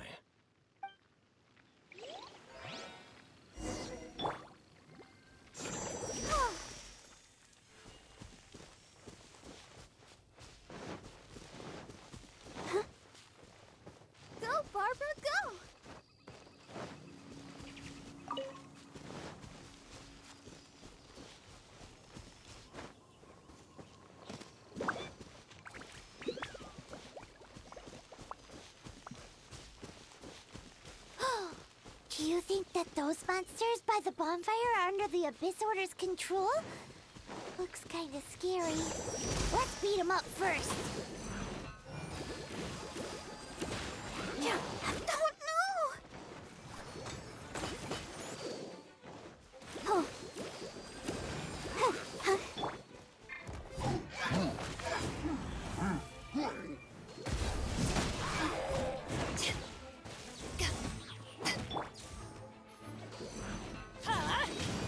Adventure time!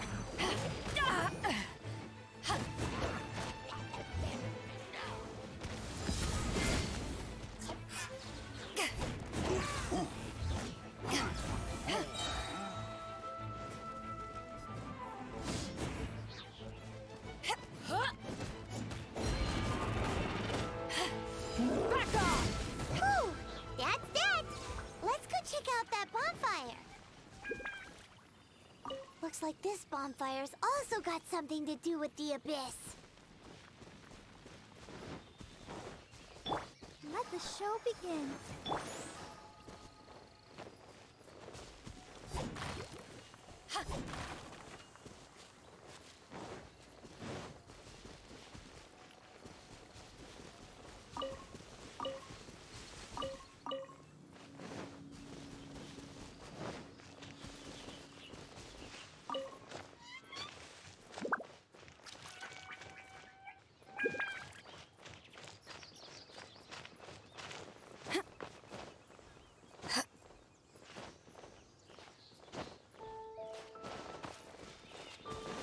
And there's another one of those bonfire spells!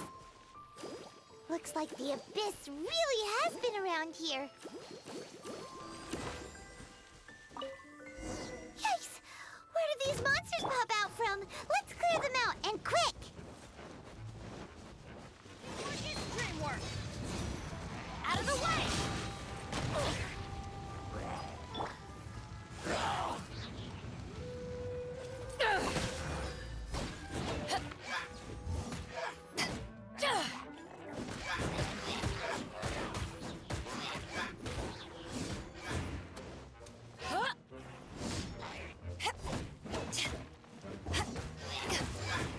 Back off!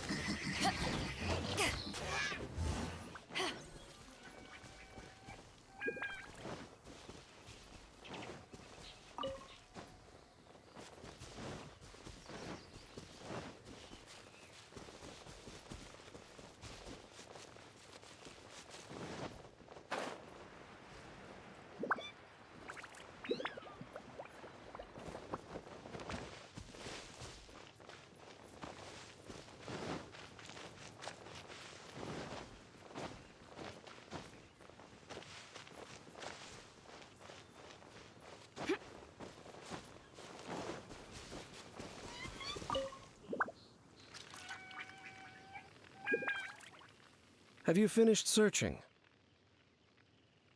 I searched around these parts and found some signs myself. But they were left behind by abyss mages, and there was no deeper abyssal power to them.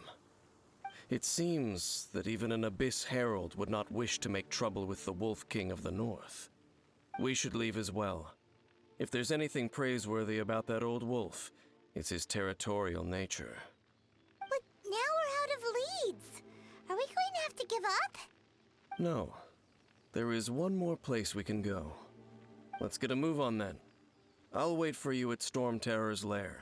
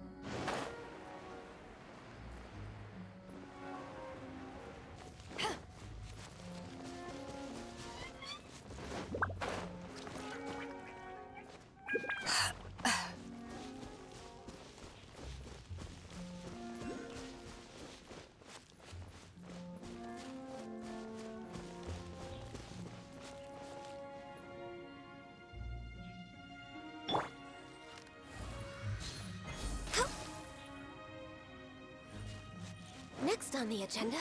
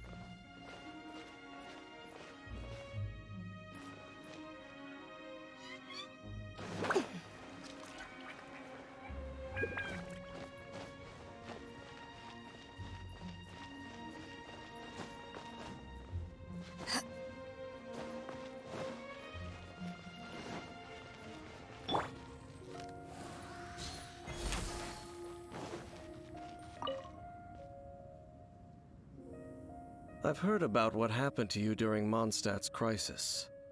When you came, this place was known as Storm Terror's Lair. But I suppose that this place is more lair than Storm Terror at this point. In fact, if my memory serves, this ruin has had largely nothing to do with that dragon for a long time. The first time I laid eyes upon the ruins of Old Mondstadt, the Dragon of the East had yet to fall, much less come to nest in this place. Huh? But Paimon remembers that Dvalin first got in trouble hundreds of years ago. Don't think too much about it. Do you remember the light actuators that once sealed this ruin? If the Abyss Order is interested in this location, then they will not neglect those mechanisms. Let's go see what the situation is at those light actuators.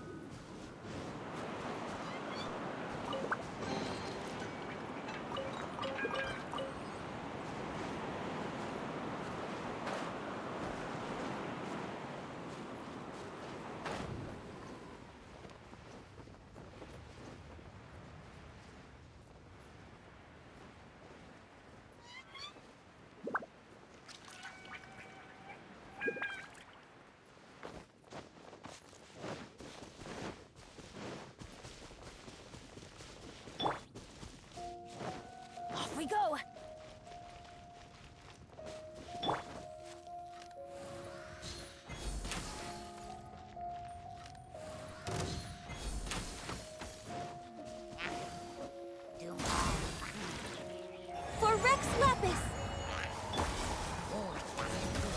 Take cover! That's gonna hurt in the morning.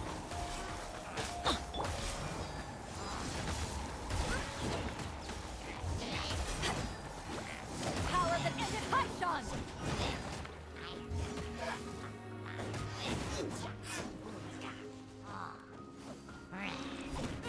Back off!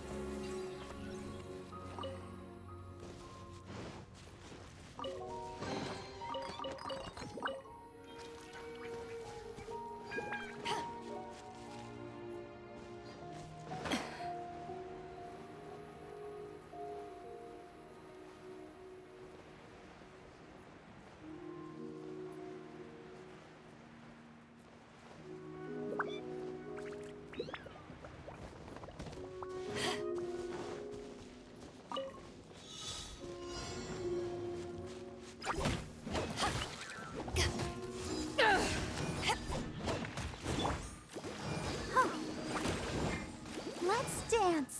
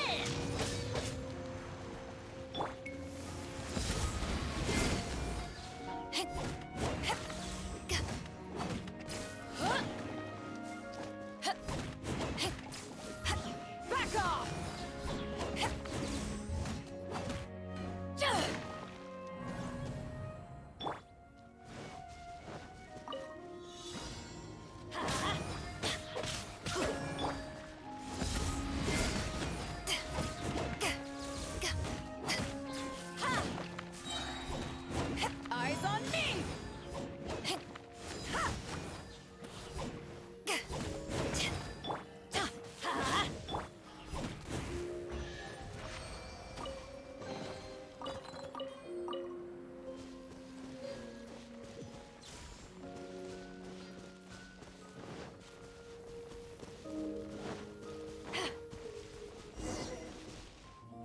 Look!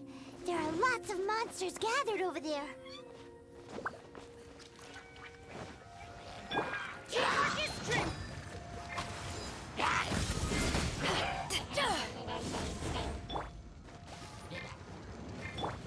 Blaze over.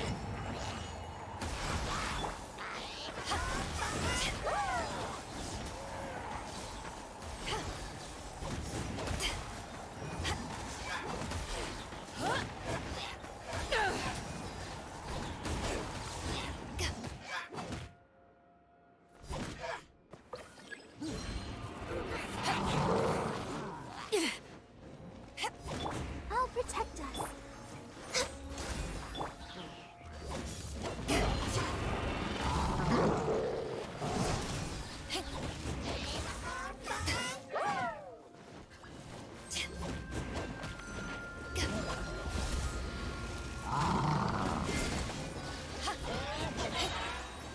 Power that ended Haishan!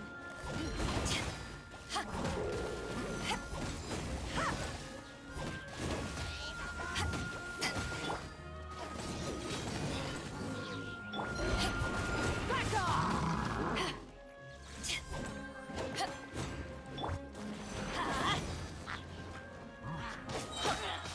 I'm going in!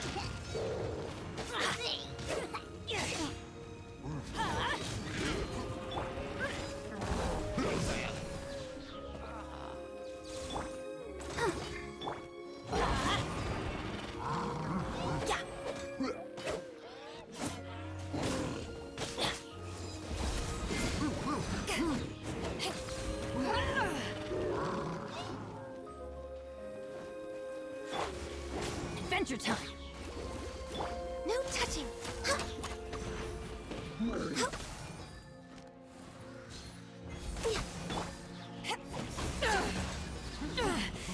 Justice to ashes!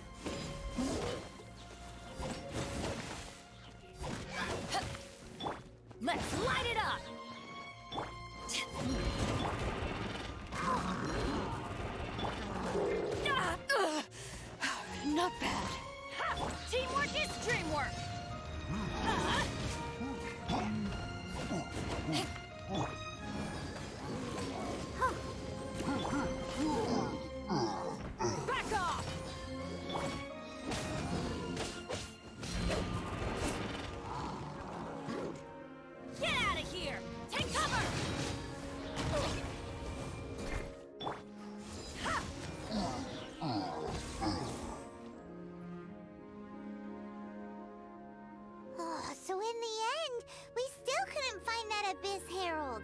Bummer. I wouldn't call not having to gaze upon such a creature a shame exactly. Still, I do believe that you will come across. No, you're right. If it's a really powerful monster, it would be best to go around it. How good it would be if all perils one encounters in their journeys could simply be solved by going around them. Once upon a time, yes. I simply have experience from adventuring together with that traveling companion. You know, Dane, you keep talking about that person this and that person that. Where are they now, anyway? She no longer travels. I'm afraid that traveling can be too exhausting at times. Oh, is that how it is? Well, why are you traveling alone then? I still have some things left unfinished. Once they are done, I too will return home to rest. Yep, and it's good to have a home to come back to, isn't it? We camp out a lot when we travel. Hey, once you find your sibling, we should find a place to stay too, shouldn't we? Mondstadt's Fisherman's Toast is pretty tasty, but Liue's Wanmin restaurant is great too. Either way, we should settle down in a place where there's good food. Home. Well, it won't be too late to think about where you stay once your journey reaches its end. While you're still traveling, you should...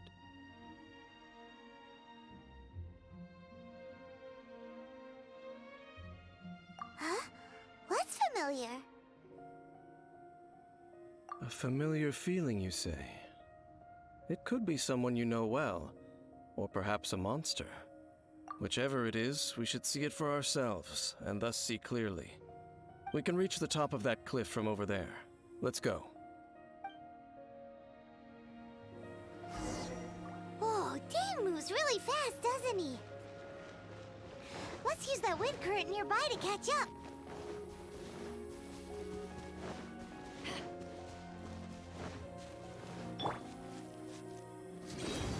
Off we go!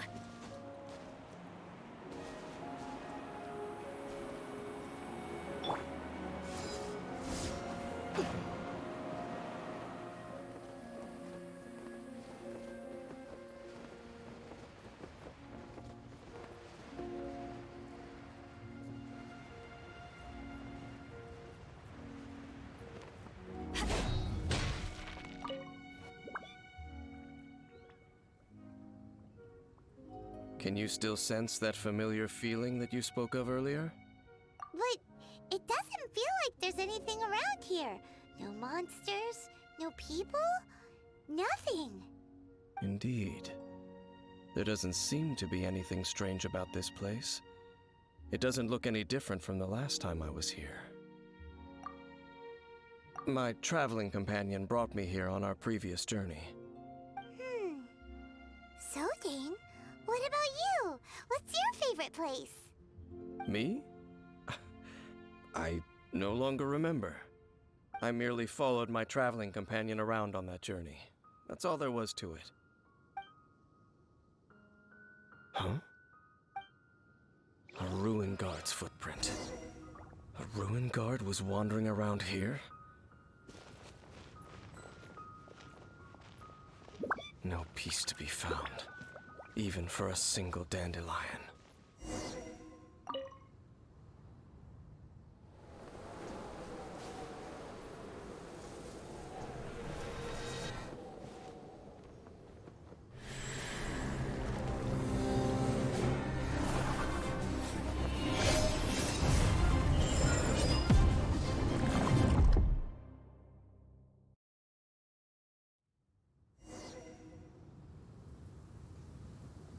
What's gotten into you? You were just spacing out. Huh? You mean your sister? But how could that be? You only touched that dandelion for a second. Perhaps that dandelion bears some sort of scent that only you recognize. As for why, has it perhaps experienced something related to you?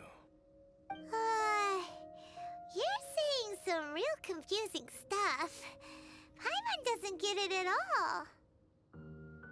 Do not rush. Vexation and anxiety are the enemy of rational thought. Your journey has only just begun, has it not? At least you now know that she is still on this world. At this time, the most important thing is the journey to find her itself. Yes, and this is something you must keep in mind as the meaning behind your journey. May you find your kin at the end of that journey. Well then, let us part ways here for now.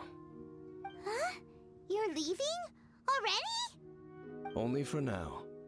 Don't worry. We will meet again. After all, I did take 500 mora and those 3 answers you gave me.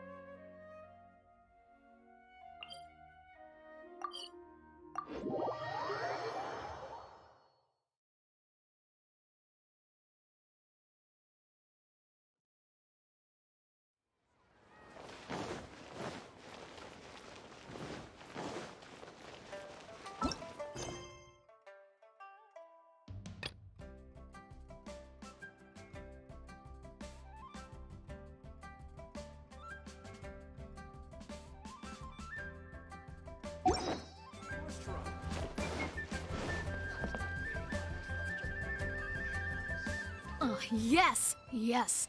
They have the audacity to go after anything! The 7 dragons, gods. No ancient artifact that relates can escape their greedy ambitions. Still, this time is different. Who do they think they are, going after the Abyss Order's treasures? Oh, Traveler, it's you. Huh? Ganyu, what are you doing here with Lan? Do you have a commission you need to post? Hello. We were just discussing the treasure hoarders. Yes. We were just saying how even the audacious treasure hoarders should know better than to mess with the Abyss. It's just too evil. But we recently received intel from the Ministry of Civil Affairs that 2 big-time treasure hoarders in Liyue and Mondstadt are planning some big joint operation. 2 big-time treasure hoarders? Yes. They're known as Big Sis of the South and Raptor of the North. Oh, Raptor! Paimon remembers he tried to run away from Amber in Mondstadt. But who is Big Sis of the South? You already know something then. I guess you must have crossed paths with the treasure hoarders many times before. You are correct. She's the head of the treasure hoarders in Liyue. As I understand it, the treasure hoarders all call her boss. Some say that the god of thieves even bestowed a gift upon her for her exploits, making her Big Sis of the gods. But that's probably just a wild rumor. Anyway, the treasure hoarders discovered some previously unexplored ruins that the Abyss Order has been secretly guarding in the shadows. Despite how dangerous that makes it, all the treasure hoarders can think about is what kinds of treasure could be inside. They have already devised a plan. They will send out a decoy to divert the Abyss Order's forces away from the ruins, then send an expert thief inside to steal the treasure. To this end, Big Sis and Raptor have reportedly recruited a certain Grand Thief from Fontaine. Grand Thief? That's quite an impressive sounding title. Oh, indeed. He is an extraordinary individual. The Grand Thief is highly respected in the treasure hoarders, in the same way that we adventurers look up to great adventurers.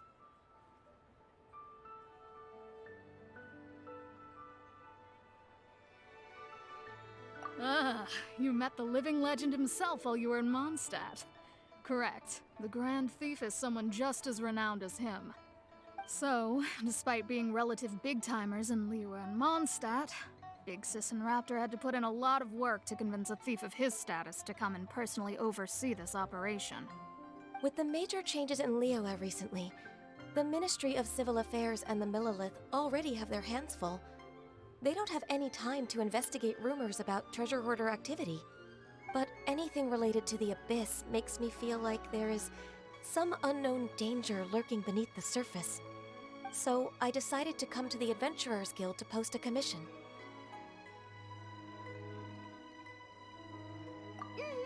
Leave this commission to us.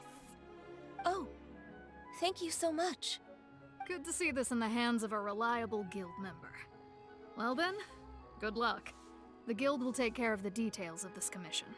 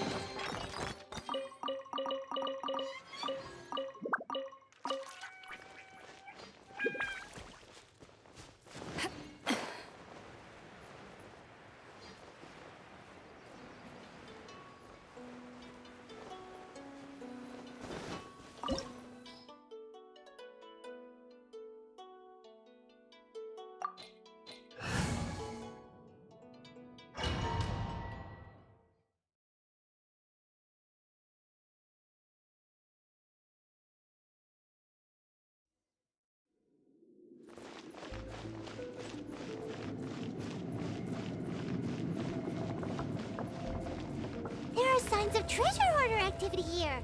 They must have come to these ruins. Let's go deeper inside. Paimon sure hopes Ganyu's information is reliable.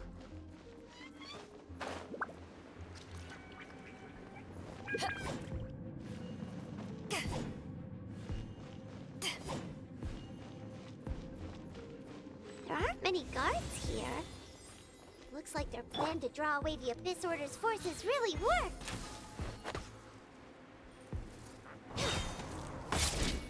Yeah, born of ice and...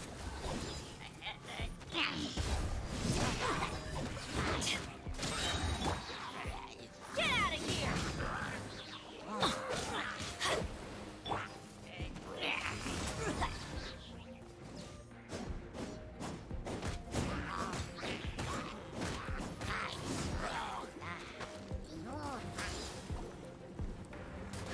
Take this!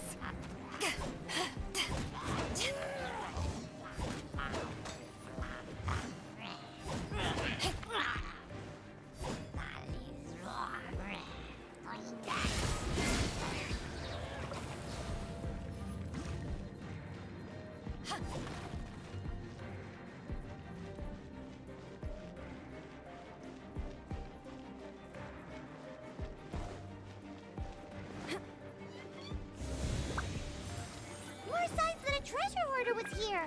This should be the right direction. But why does it feel stranger and stranger as we make it deeper into these ruins? Be careful now. Paimon's right behind you.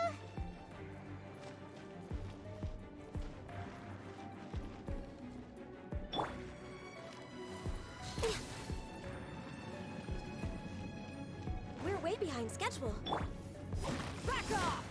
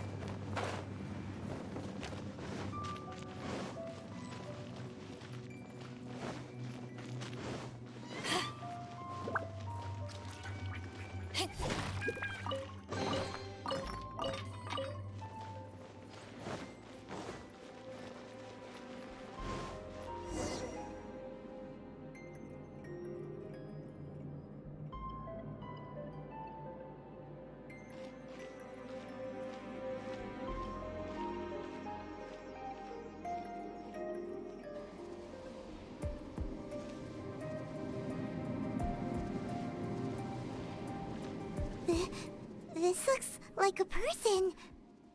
Could it be the Grand Thief? Why is he in that position? Is he praying to something?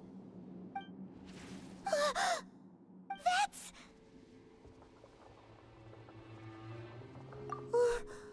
Why is the Statue of the Seven hanging upside down? And the statue's hands... Paimon remembers they're normally holding an orb, right? But this statue is holding... What is that? Paimon has a really bad feeling about this. And the Grand Thief hasn't moved an inch. Do you think he's...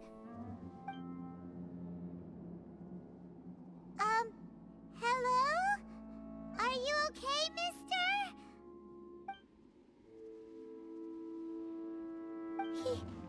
He's dead. Paimon doesn't feel so good.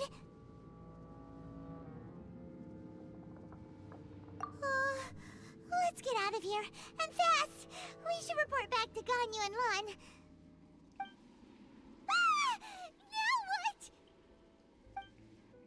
We can't stay here! Quick, run!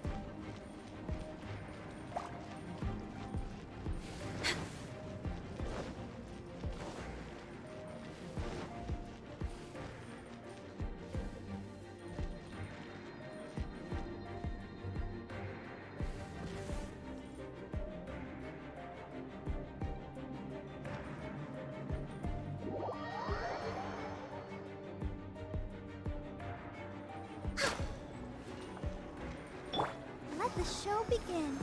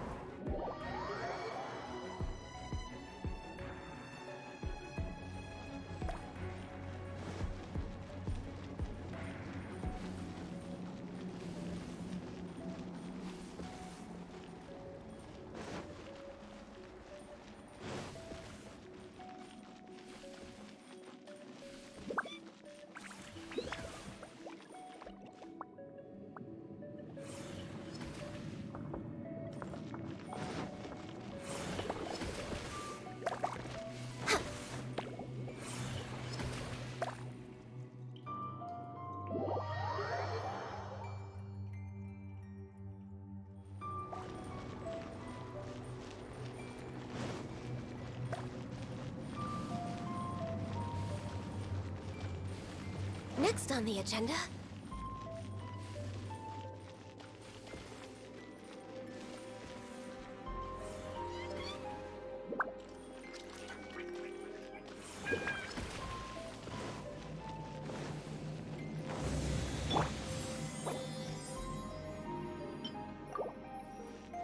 I'll protect us.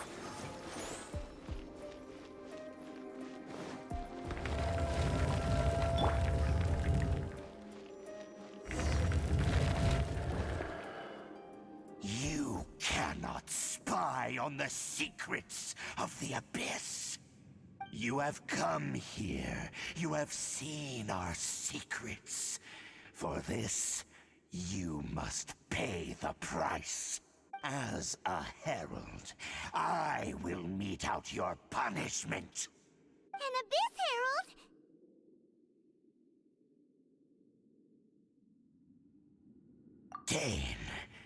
Dainsleif. Oh, I thought you were just a couple of pests that stumbled in here by mistake. So, you are with Dainsleif, that constant annoyance in our affairs. Did he send you here to die? His resistance against the Abyss has gone nowhere for a long time. There is nothing you can do to change the tide. The Abyss is unstoppable. What is this power? I've never seen it before. Careful, please don't get cocky. Hi. Abyssal roar!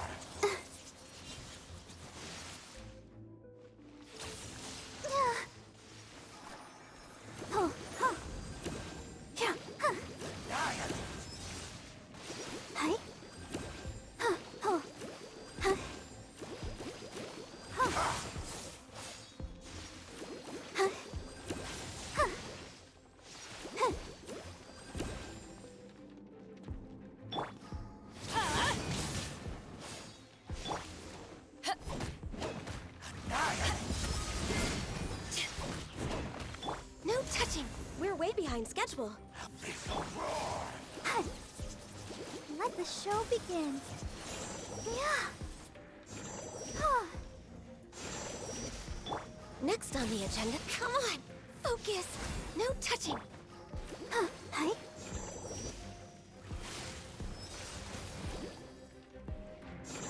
Yeah. Take cover! Ow!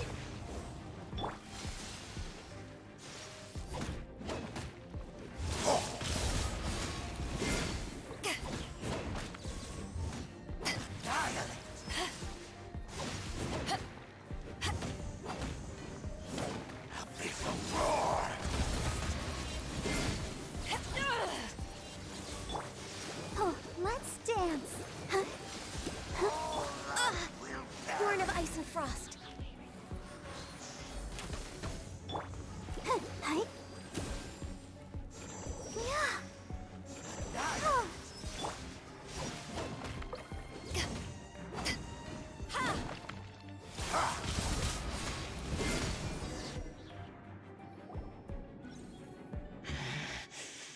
This power, it seems familiar.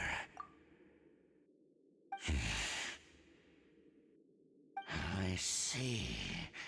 So it's you. You are the one.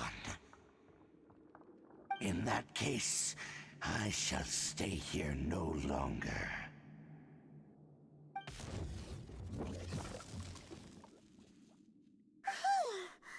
What a tough battle. Are you okay? Oh, such a strong enemy. Who knew the Abyss Order had monsters this powerful among them? Huh? What is it? What are you thinking about? Oh, right, yeah. We're near the exit now. Let's get out of this scary place before something even more dangerous shows up.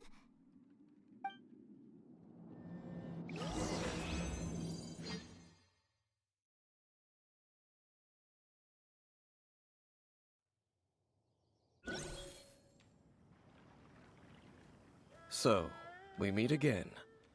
A little sooner than I had expected. Hey, it's Dane! Judging by your expression, it seems you just experienced something quite strange. Could it be that you encountered an Abyss Herald in those ruins? Huh? How did you know that? I've been on the Abyss Herald's trail. I didn't expect to find you here as well.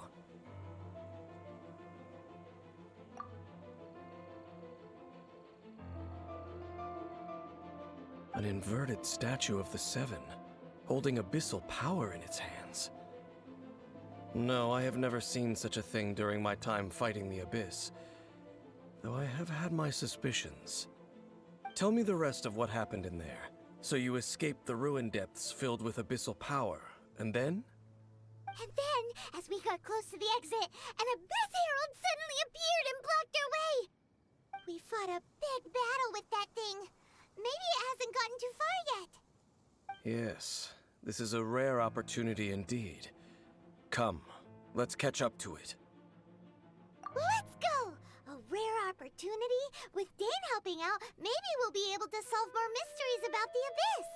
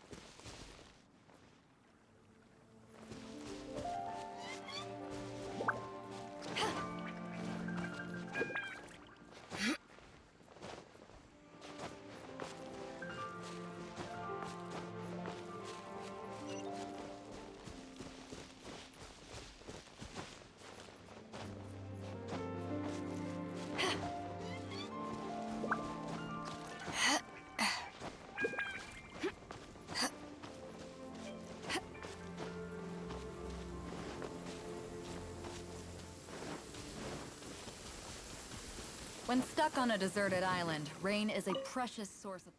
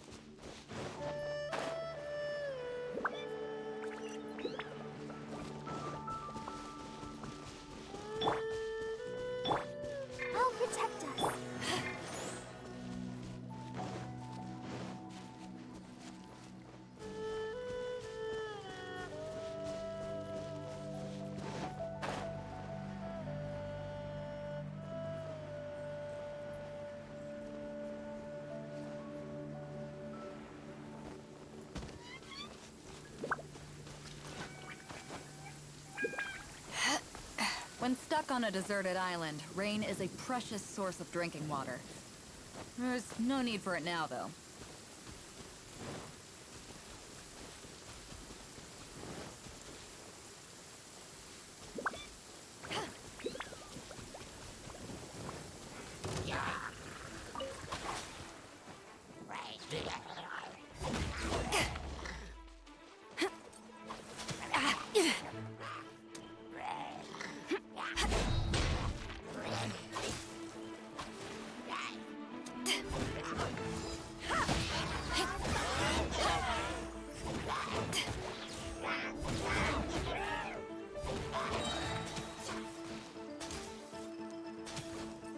Power that ended Haishan!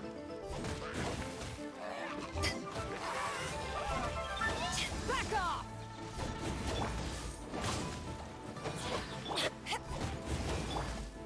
I'm going in!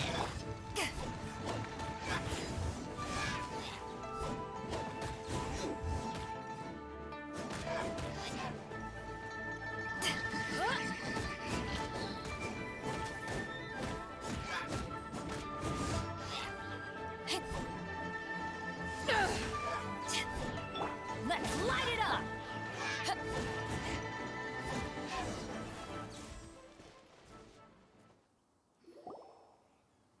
Those abyss mages just now. Were they trying to ambush us? No. They were just digging through these abandoned ruin guards looking for something of value. Oh, is that so? The Traveler here seems to like doing that a lot too.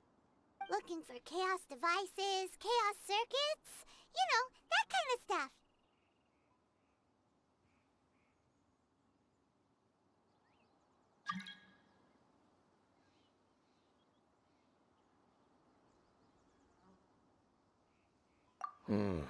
They wouldn't be searching for such ordinary objects. In fact, I was nearby investigating precisely because abyss mages often come out from that ruin to explore. They seem to be searching the remains of ruin guards for a certain valuable object to take back to the ruins. However, they look disappointed, so it would seem they haven't found it yet. Well then, why didn't you grab one of them just now and ask what they were up to? I certainly don't mean to be merciful towards these monsters of the abyss, but I have a feeling that their plan with this object is of major importance to the entire Abyss Order. One cannot discover the truth behind it through interrogation. Or rather, these Abyss mages likely fear something else much more than they do a painful interrogation.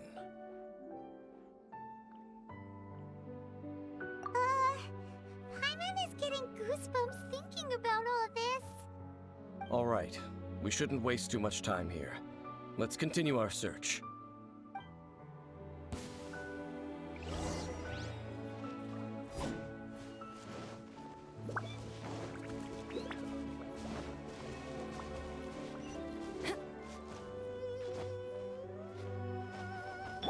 Let's dance.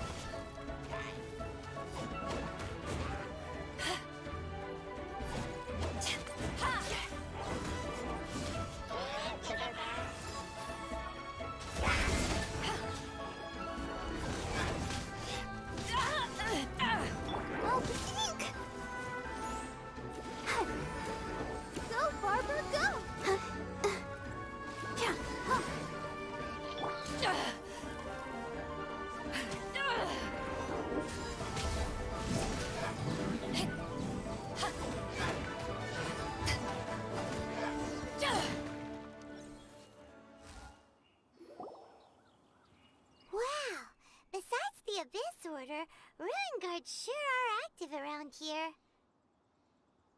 Seems wherever we find an Abyss Mage hideout, there's often a bunch of ruin guards roaming around too. Is that just a coincidence? Or... There are no coincidences in the world. Everything is the fruit of seeds planted long ago. Just like your appearance in that tavern. Time is just waiting for those seeds to sprout. Forget it. Just some needless musings. The connection between the Abyss Order and the Ruin Guards is by no means incidental. Rather, they are both branches that have grown out and up from the same roots below. branches? Roots? What do you mean exactly? Both originate from an ancient nation that was destroyed 500 years ago. Khaenri'ah. Huh? Khaenri'ah? Really? The Abyss Order and Ruin Guards are left over from after the destruction of that nation? Oh, speaking of Khaenri'ah, that's really a super ancient name. Oh, right. As your guide, Paimon should explain a bit here. A long time ago, the nation of Khaenri'ah was... Huh? You have memories of being there. But that nation was destroyed 500 years ago. Is that so? Well, everyone has their secrets. You did not pry into mine, so I shall not pry into yours. But, if you would like to tell me, I will listen. So, the Khaenri'ah you saw, what was it like?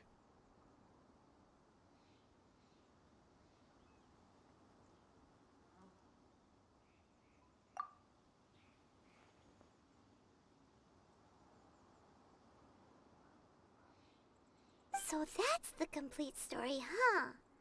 Paimon thought that you ran into that unknown god first. I see. So your first memory after coming to this world was being awoken by your sister from within that meteorite.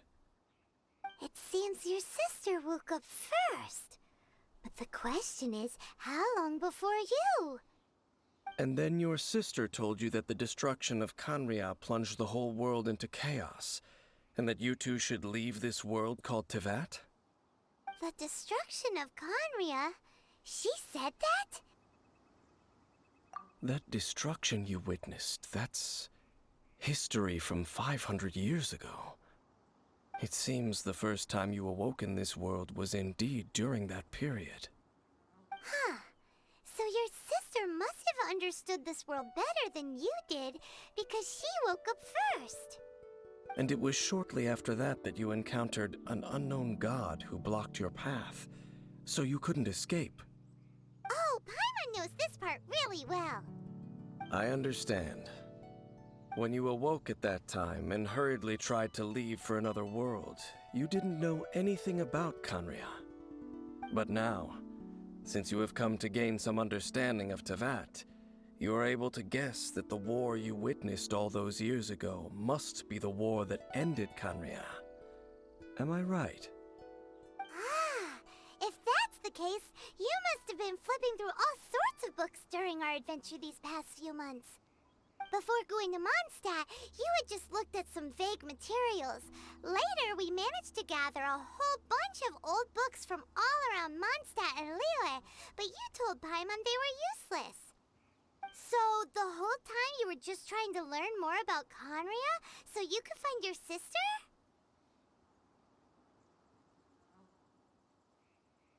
Oh, yeah! You can travel around the 7 nations to find the 7. But where can you go to find a nation that was destroyed 500 years ago? I probably know more about Khaenri'ah than both of you.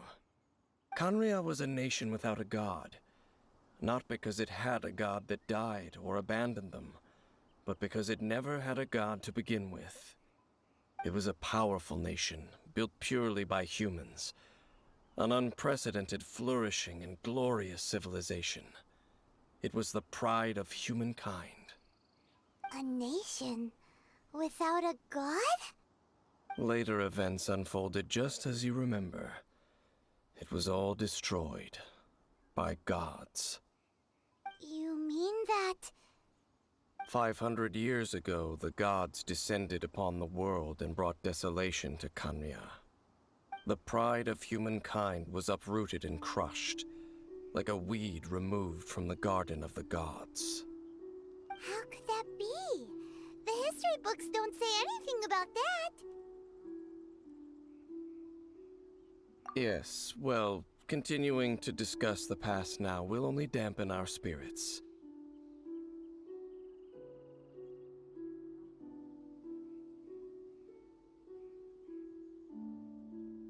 Let's keep moving. I will tell you more of what you want to know as we continue our search.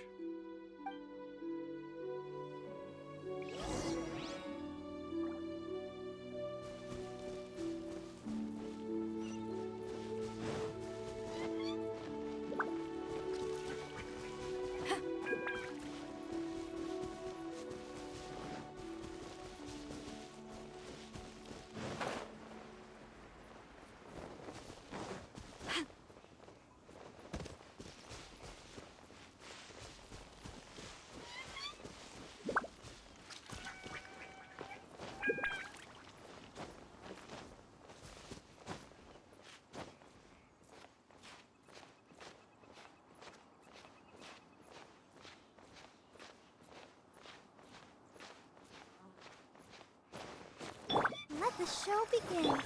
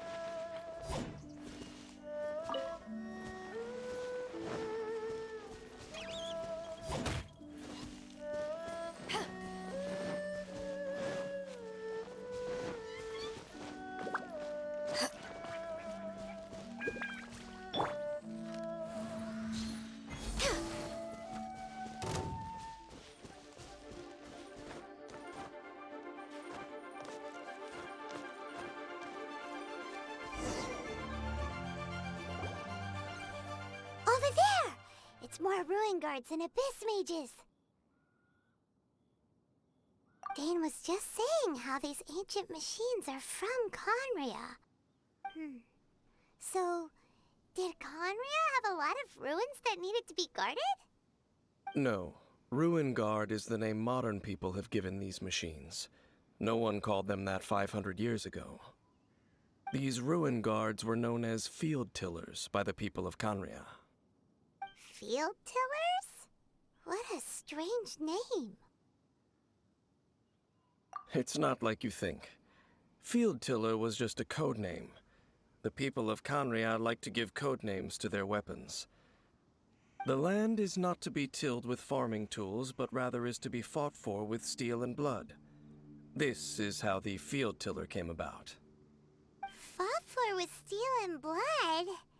Well, that's an interesting way of understanding tilling. Paimon doesn't think it's a very positive interpretation. After the destruction of Conria, these masterless field tillers went completely out of control. They wandered aimlessly over the centuries, gradually spreading to every corner of Tevat. Perhaps resonating with the sorrow of other civilizations lost to time, they found their way to various ruins across the land, where they lie dormant. Well, that sounds so sad. Once you understand more, those details won't mean much to you. But no matter their past, all that remains of them now is the danger they pose. So destroy them all,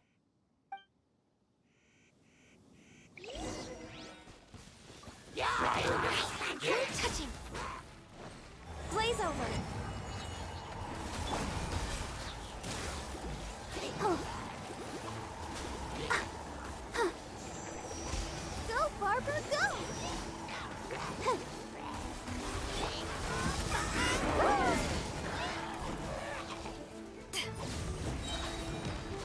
To ashes!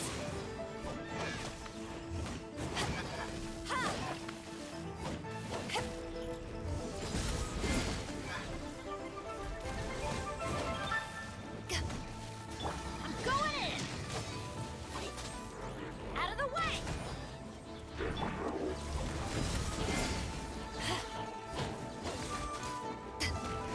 Let's dance! Come on, we can do it!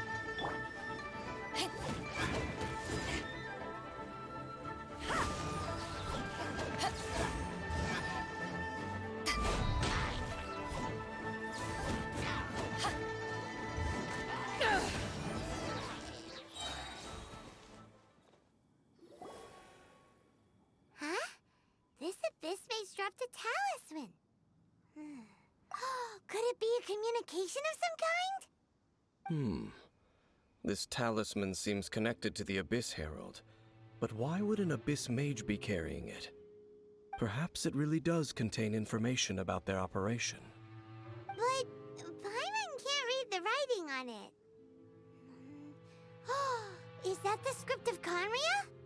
Engulf the faith of an enemy in flame, and bring glory to Her Highness the Princess.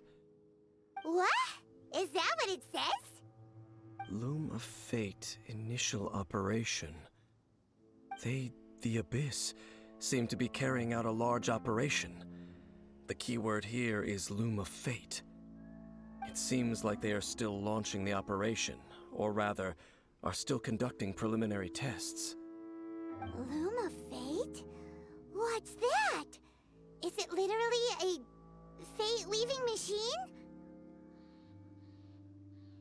From the horrible feeling Paimon's been getting, those eerie ruins are super likely to be related to this fate-weaving operation.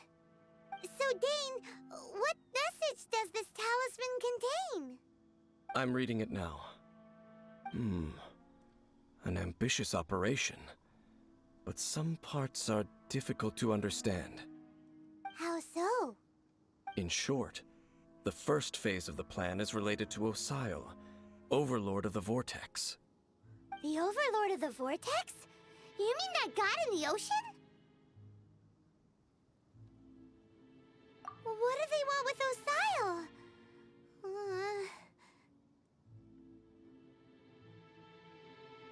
I know of your past heroics regarding Dvalin, and I also know of the Abyss Order's role in the Storm Terror incident. Though you may not have been aware of it at the time, you were thwarting an Abyss Order operation similar to this one. Last time it was Venti's old friend. This time it's a huge ancient god. The Abyss Order keeps setting their sights higher and higher. Will the Abyss Order use their lies and dark magic to corrupt Osile, just as they did Dvalin? No. From the contents of the talisman, this operation goes one step further. They won't just corrupt Osile's mind. They also plan to use the ancient technology behind the field tillers to completely transform Osile's body. Is that even possible? So wait, the Abyss Order wants to make some sort of cybernetic squid god of mass destruction? Very few people today truly understand the civilization of Conria. Though of course, the accuracy of that understanding itself is difficult to judge. Only the Abyss Order has consistently sought out the remnants of Conria. Despite being far from human, they seek out this lost human civilization quite persistently. The talisman's message states that they will use the defiled statue as a base, attaching Osile's limbs to construct a mechanized god. And the new core that shall replace the orb usually held by the Statue of the Seven is the eye of the very first field tiller. The eye eye of the very first field tiller. Oh, Paimon gets it! All those Abyss mages are looking for the special eye, right? It would seem so. This whole thing keeps getting more complicated. But basically, it all has to do with that eerie statue of the Seven we saw, right? Yes. According to the talisman, the eye should be placed in the hands of the defiled statue, thereby imbuing the newly born god with the power to topple the divine thrones of Celestia. Oh boy, the Abyss Order sure isn't holding back with this plan.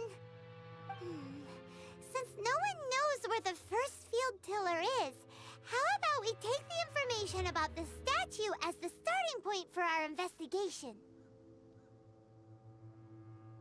Yeah, that tone-deaf bard is too difficult to track down anyway.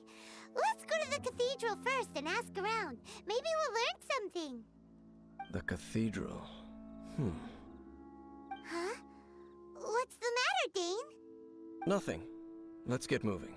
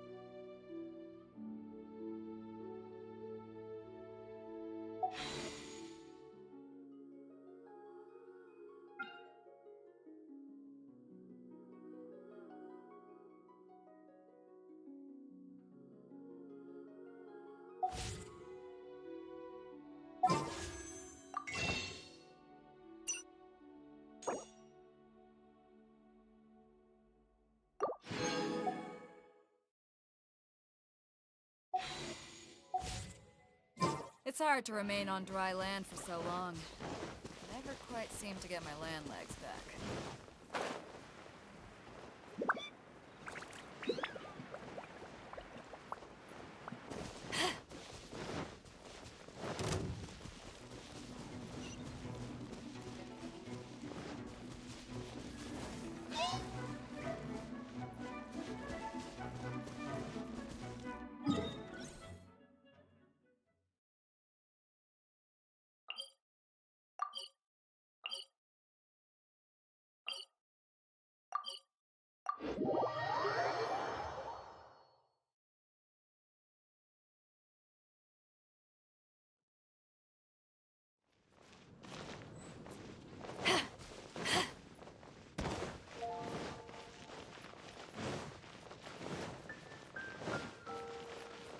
Ad Astra Abyssosk.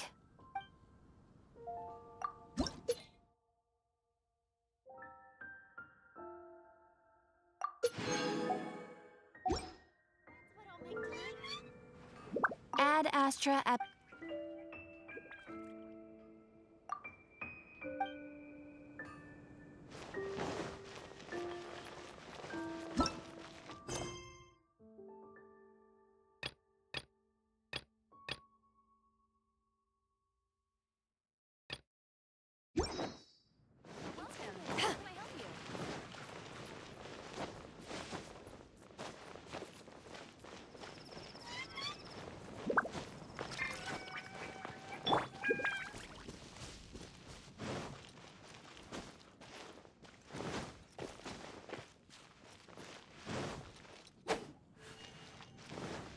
Adventure time!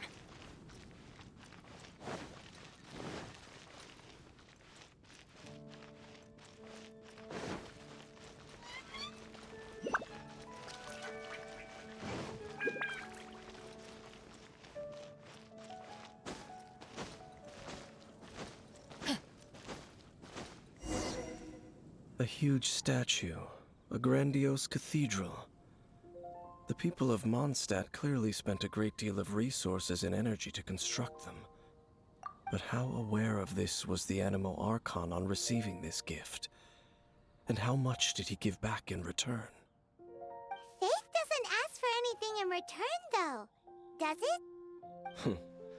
As long as the gods have a clear conscience about it all, there's nothing I can say about it. Shh! We're about to enter the cathedral! Don't say anything bad about the Animo Archon! And actually, the Animo Archon is... never mind! I never specifically said I would enter the cathedral. I'll leave you two to mingle with the sisters. Huh?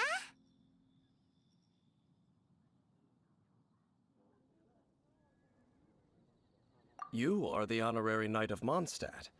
They will surely allow you to poke into these affairs with their utmost trust. Having me tag along would only make them suspicious.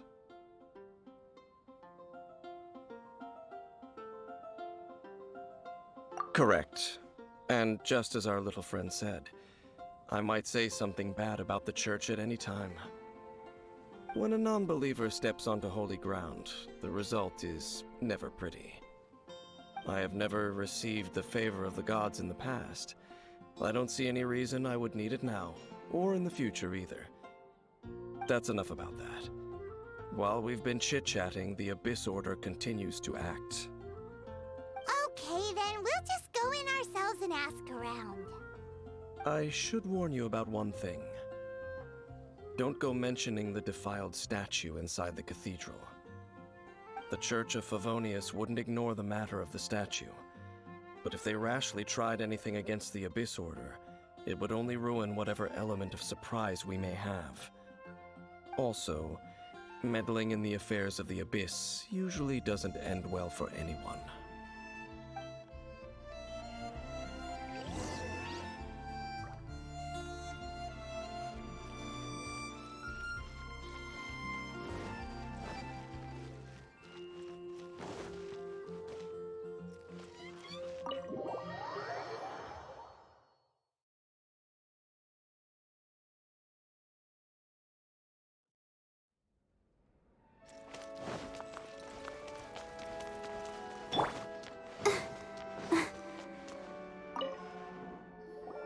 Honorary Knight! Hi, how have you been? Do you need anything today? But I should first make it clear that if you need to borrow the Holy Lyre to Hermel again, we cannot oblige. It seems she hasn't realized it's just an illusion. Oh, we're here to ask some questions about something. Barbara, have you heard about the first field tiller? What's that? Field tiller. What does it do? Of course you wouldn't know anything about that. Okay, next question. Has the church ever lost a statue of the Seven? Huh? You're here to ask about that old story? Well, I didn't expect that. That was such a long time ago, barely anyone mentions it nowadays. A long time ago, there was indeed one statue of the Seven that disappeared one night without a trace. Nearly every member of the church joined the search for it, but it was never found. In the church's records, as you might assume, this incident has been called the Lost Statue of the Seven. Of course! Of course? Nothing? So do you have any other clues? Paimon means any other strange stories? Sorry, Barbara, but we can't tell you about the statue we saw just yet. Like Dane said outside, it's for your own good. Other strange stories? I'm not sure. Let me think about what other unusual incidents are in the church's records. Oh, the Tyrant's Final Fury? No, that's from another time. Probably unrelated. The Tyrant's Final Fury? Oh, this refers to a time of great danger that engulfed Old Mondstadt, the place now known as Storm Terror's lair. Many, many years ago, there was a time when balls of fire would rain from the sky whenever anyone approached Old Mondstadt.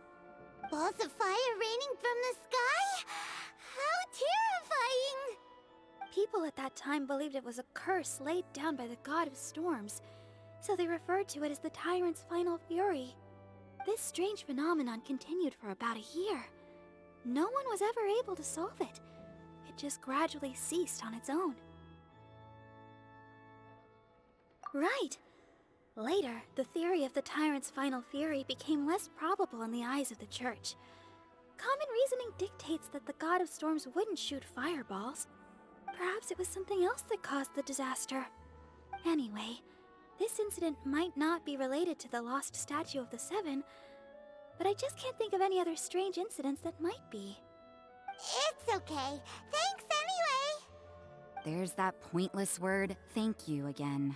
I can never get used to hearing it. Oh, Rosaria, it's you. If you're looking for the Knights of Favonius, they're busy with those monsters again. Those monsters? Those monsters that tried to attack Mondstadt last time during the Storm Terror incident? Wasn't that the Abyss Order? They're at it again? Indeed. They're gathering in Wolvendom, causing great unrest among the wolves. Could it be that the Abyss Order is targeting the spirit of Lupus Boreas? As for what purpose, I can't say for certain. Master Jean has already headed off to Wolvendom. I must also begin to make a move myself. Then I will go as well. Master Jean said you should stay at the church and continue your work with the clergy. But you're also a member of the clergy. Right. We'll go give Master Jean a hand. Oh, okay. If the honorary knight will be there, then... But please, everyone, be careful. May the Animal Archon protect you all.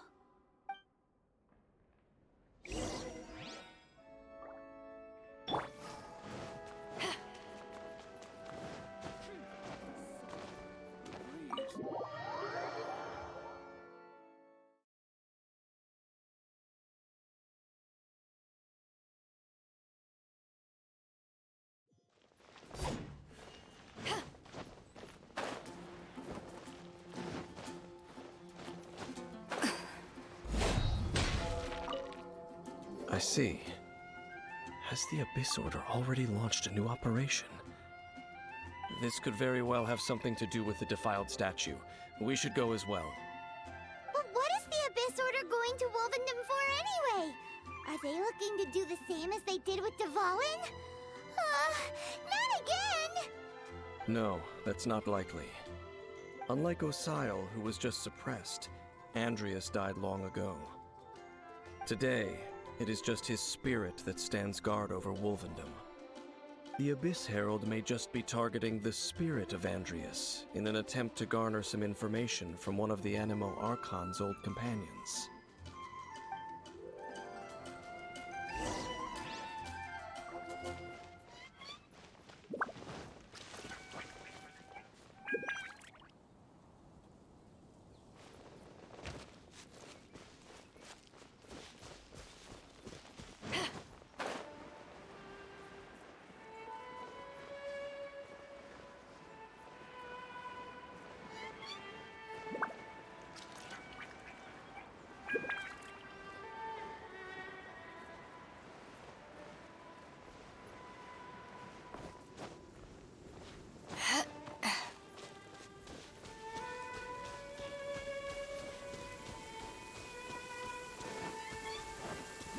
When stuck on a deserted island, rain is a precious source of drinking water. There's no need for it now, though.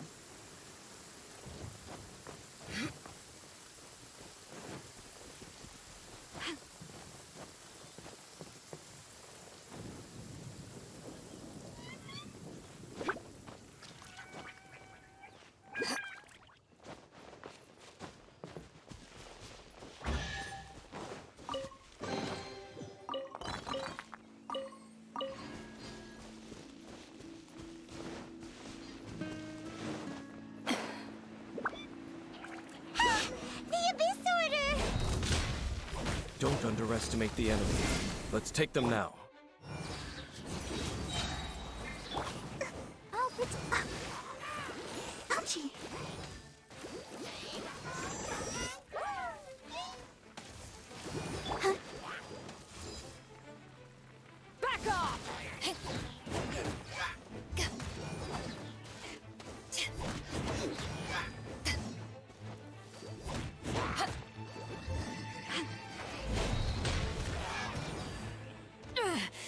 Just a scratch.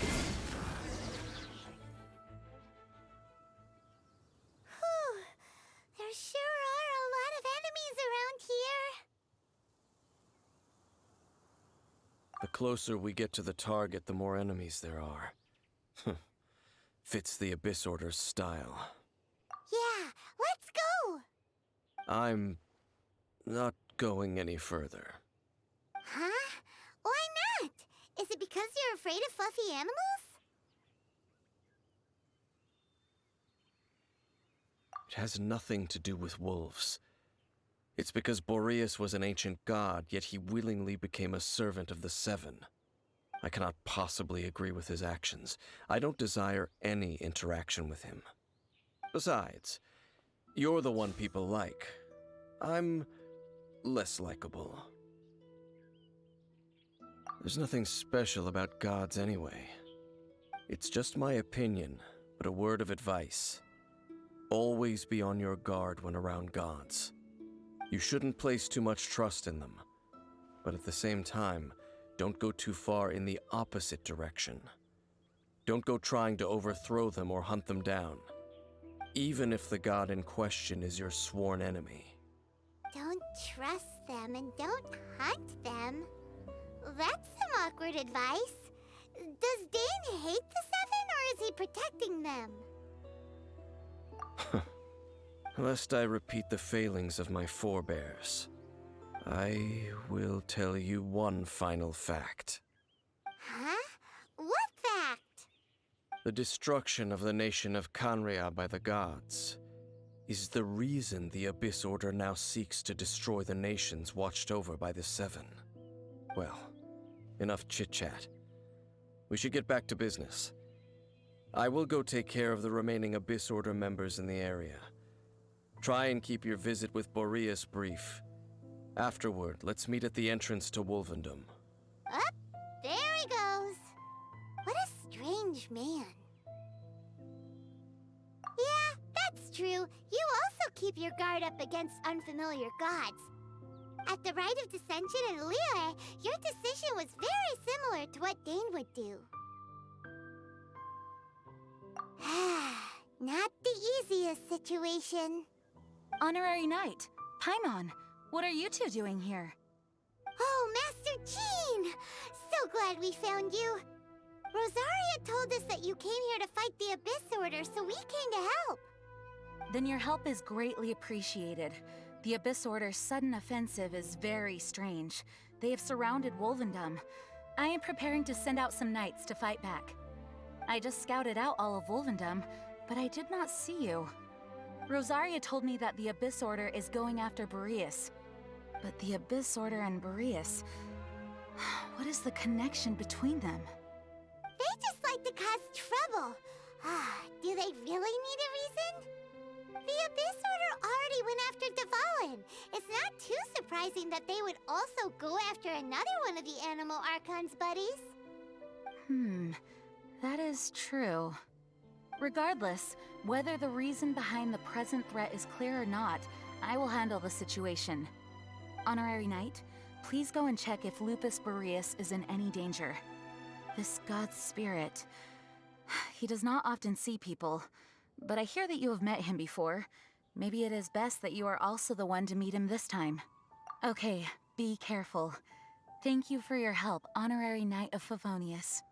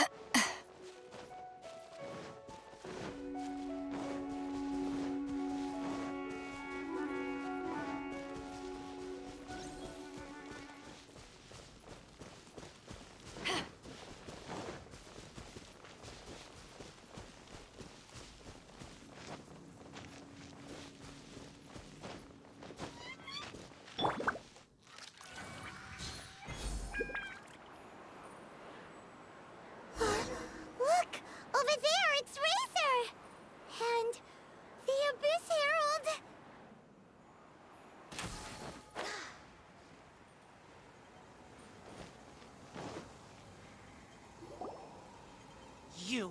Not welcome here!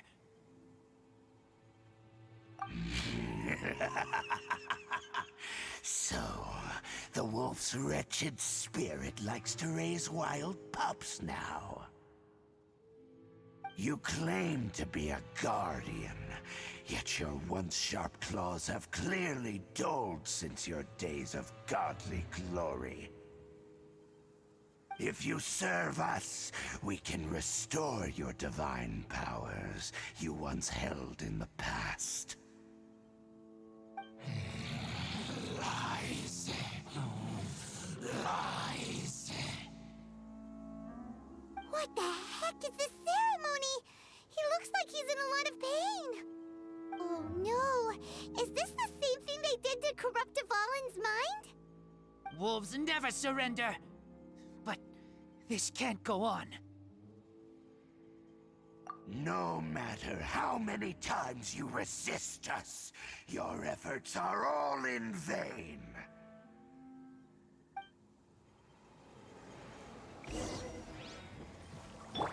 Bow before the abyss!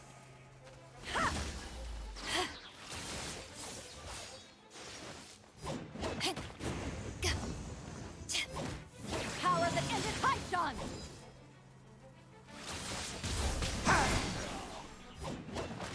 Everybody stand back! This is long overdue. Access denied. I can fix this.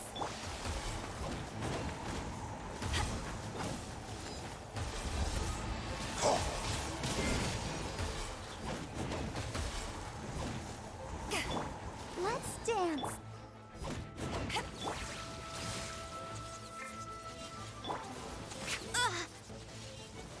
Born of ice and frost.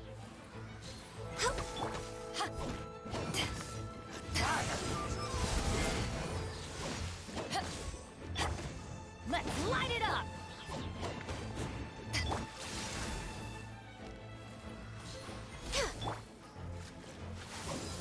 Resistance is futile. The end. Next on the agenda, access denied. Surging tide. The world will fall. Up to ashes! Hi. Ready, steady, go! We're waiting. Born of ice and frost. All hail. Next on the agenda.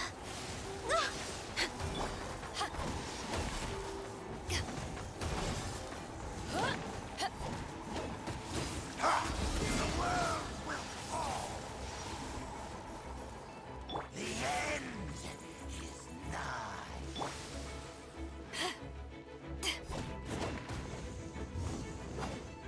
No touching. Will come.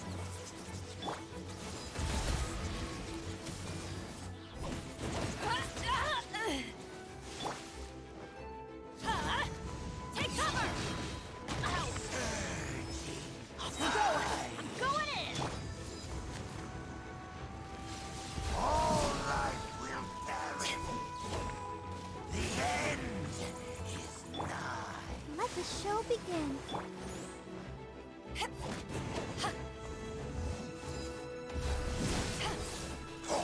The world will fall. Get out of here! Take cover!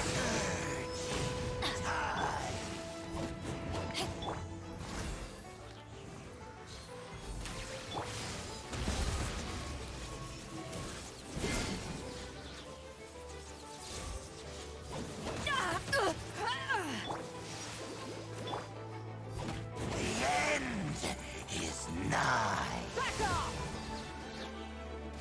The abyss shall rise once again.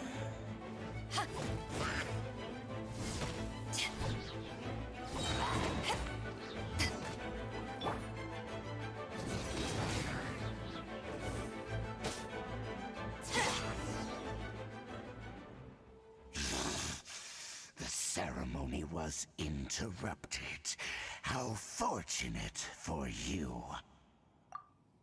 How does an old spirit have such determined will? No matter. This is but a small, unforeseen variable. Our grand scheme will not be affected.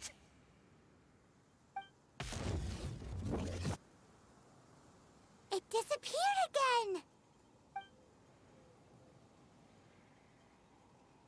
Thank you. You came. Just in time. Human Lupercal. I am ashamed that you must see me in my present state.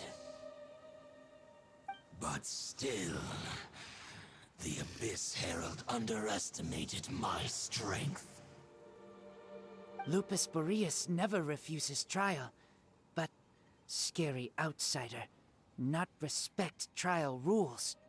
I too didn't see the trap. Wait, so you mean the Abyss Order had everything prepared to corrupt Lupus Boreas' mind, then lured him out under the pretense of challenging him in a trial?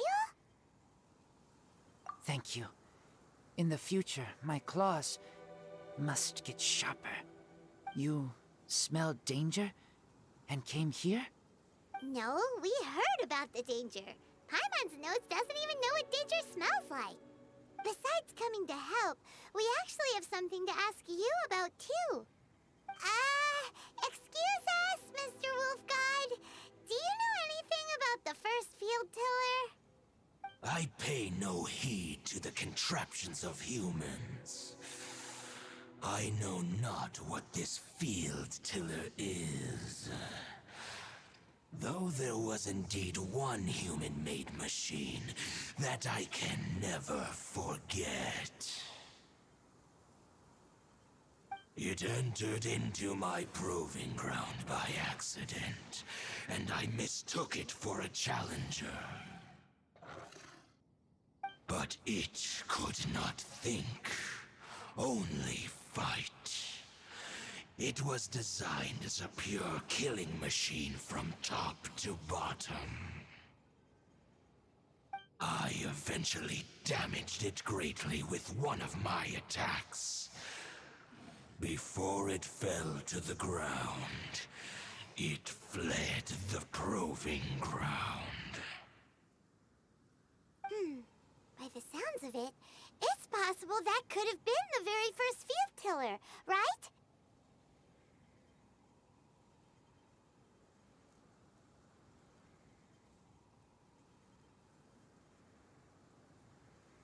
Missiles. I do not know this strange word. As I said, I pay no heed to the contraptions of humans. It could spin, leap high into the air, and even shoot fireballs. Although no match for a god, it was stronger than even many who wield visions.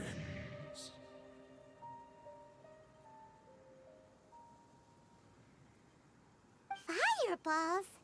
Hey, didn't we hear this somewhere else recently as well? Anyway, this pretty much proves that the first field tiller came to Mondstadt, doesn't it? It sounds like the first one was way stronger than the mass-produced ruin guards that came after. But in this story, it was damaged at the proving ground while fighting the Wolf of the North. Don't know, but did we help? Yes, you were a big help. Thanks. We need to keep investigating something super important. The Abyss Herald may have left, but the Abyss's forces are still attacking. You two be careful. Yes, I smell more danger. Bigger danger. You too, also be careful. Well, that was some good intel. Quick, let's go tell Dane.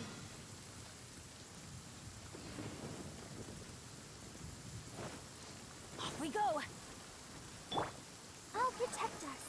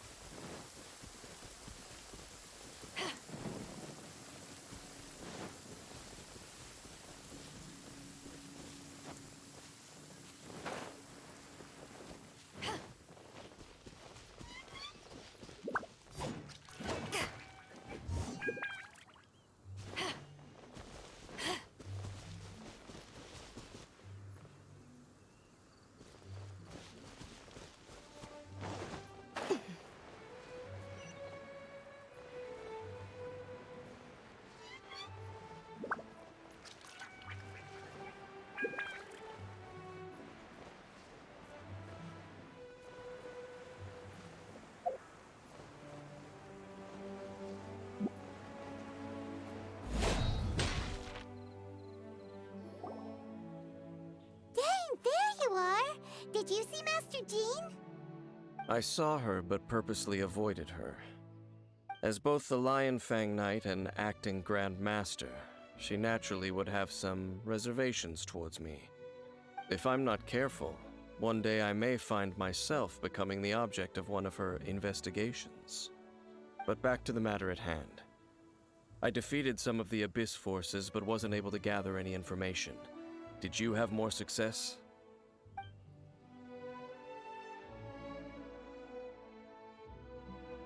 I see. Well then, we can more or less figure out where the first field tiller ended up. Huh? Really?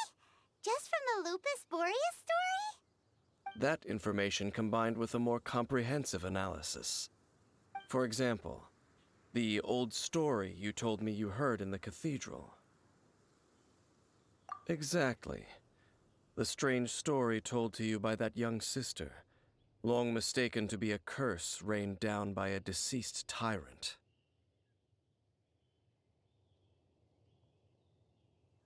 Ah, Paimon gets it! So the tyrant's final fury was really just missiles fired from the field tiller after it ran from Wolvendom. After it was damaged in the fight with the Wolf of the North, it must have wandered into the ruins of Old Mondstadt and stayed there. Then, whenever anyone got close, pew, pew, boom! It would fire a ton of missiles at them, until one day it finally broke down for good, and the fireballs stopped raining from the sky. Back then, the people of Mondstadt hadn't seen many ruin guards before, so they came to interpret it as the tyrant's final fury. It looks like we need to make a trip to Storm Terror's lair and comb the entire area. What do you mean? Huh? You mean... Oh, Paimon remembers too! We saw that abandoned ruin guard sitting atop the tower when we went there before. Can't forget something like that.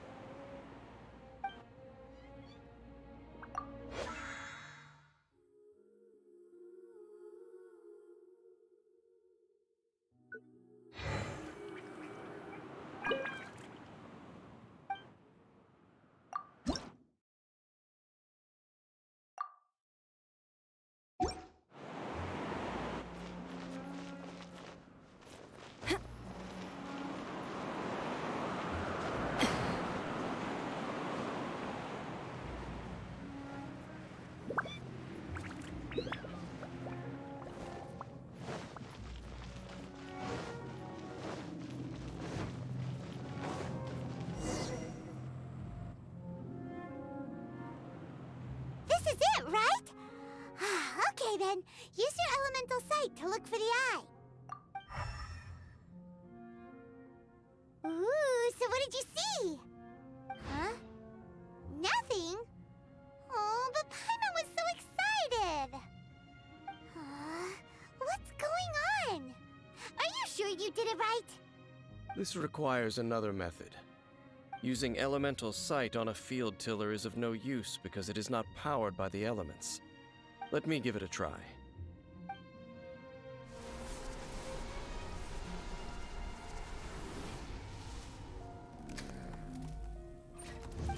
And done. Wow! It's The very thing the Abyss Herald has been seeking all along. The eye of the first field tiller. All of the ruin guards today are just replicas of this machine. As the prototype, its combat capability was unrestricted. prototype? Oh, Paimon doesn't know that word. Is it another ancient term from Conria? As the Abyss Order has surmised, if this eye is placed in the hands of the defiled statue, and if the limbs of Osial, Overlord of the Vortex, are attached to the statue, there you have a mechanized god. And this newly born god will have the power to topple the divine thrones of Celestia. Yes. Then, what should we do with this eye? No. I'll guard it myself. Huh? You? Dane? You won't go and do anything crazy with it, will you? You may doubt me if you wish, but I must ensure it does not fall into the wrong hands. No matter where we may hide it, they will find it. And as for the Church of Favonius, well, you know I don't trust them. Oh, right. But our work isn't done yet. To avoid any further repercussions, we must also take care of that defiled statue. We can't have the church get involved. Let's handle it ourselves. As for what I mean by take care of it, naturally I mean to completely destroy it. Destroy it? That's a statue of the Seven! As well as being a really important cultural relic, they're actually divine too! Well, good thing we didn't tell Barbara earlier. Otherwise she'd be going completely bonkers right now! Do the Seven really expect me to help them look after what belongs to them? Let's go back to those ruins and destroy the inverted statue. If we are lucky, we will also run into that Abyss Herald. I'll make sure it doesn't get away this time.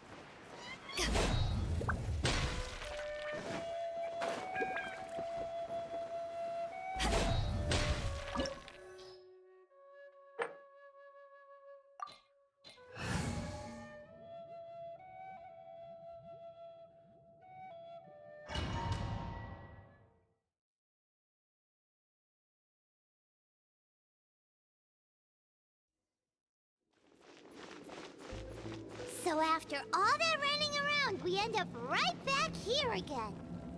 Look at us. We barely escaped this place last time, and now we're strolling right back in. Gee, surely we must be some of the bravest adventurers in all of Teyvat. That or the stupidest.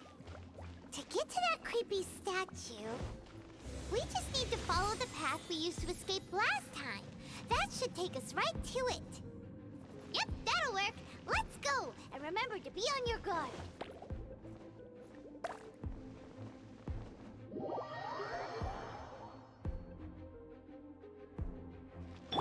Let the show begin.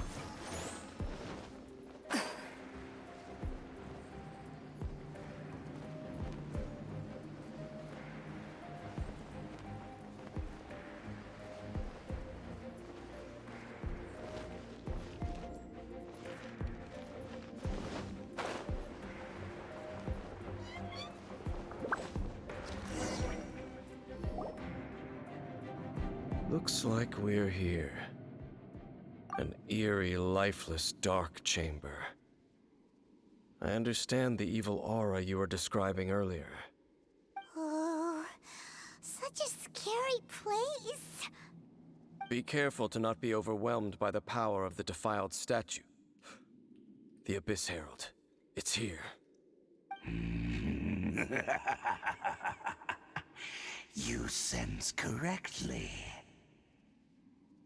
You are just as vexatious as ever, Dainsliff, enemy of the Abyss.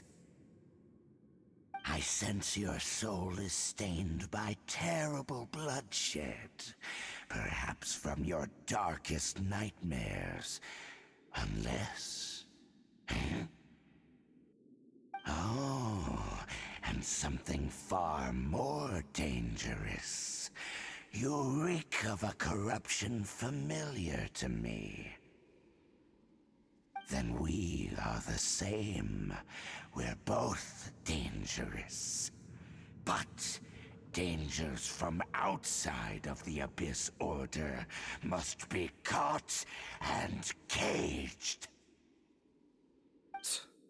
It is your words that forever reek of corruption. Time to silence you!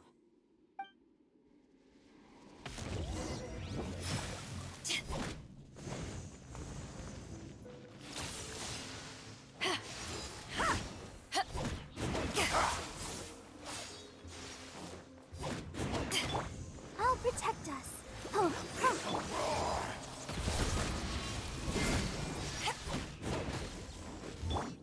Get out of here!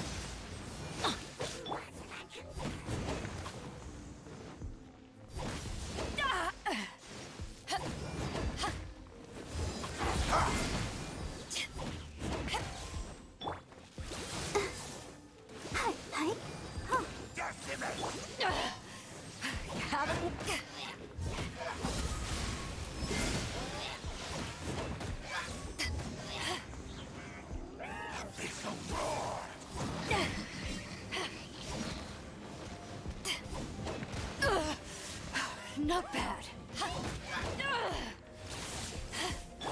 Let's dance. Hi. Yeah. Yeah. Hi.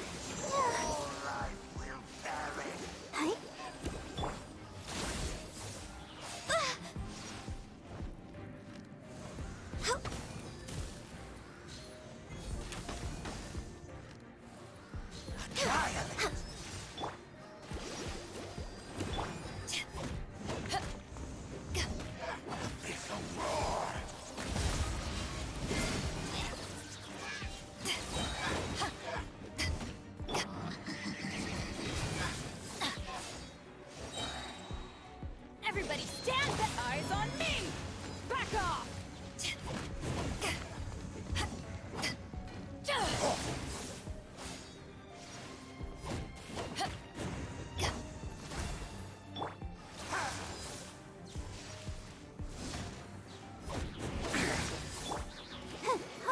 Hi. I'll protect us. Access denied.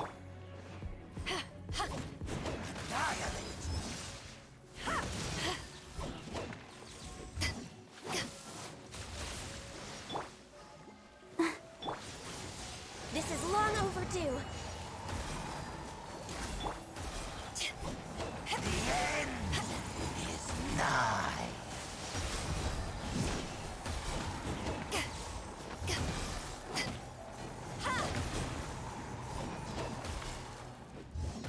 Surging tide. No touching. Oh, we're way behind schedule.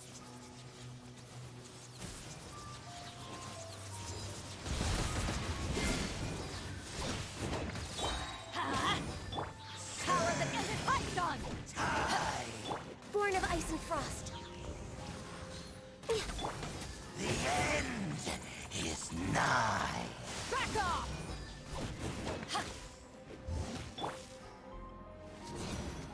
Take cover! The world will fall. Teamwork is dreamwork!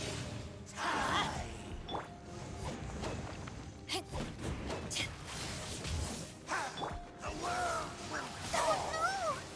Oh, The end is nigh. I can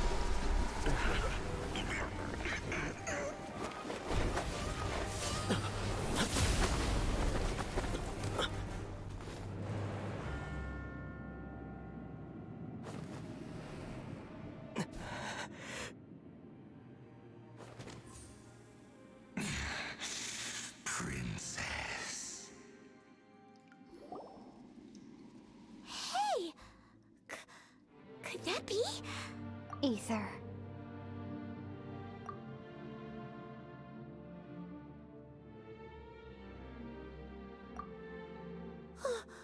Wait! She just blocked an attack against the Abyss Herald! Your sister and the Abyss? Ether, why are you with Dane? Uh-huh?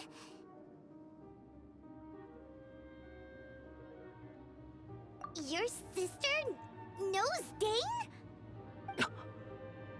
Lumine, we meet again. What's going on here? Dane knows her too? You shouldn't team up with this man. He is my enemy. Lumine.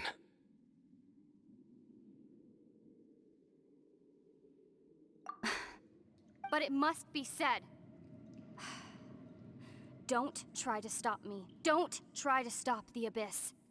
That man, Dainsleif, was the Twilight Sword, one of the royal guards of the final dynasty of Conria.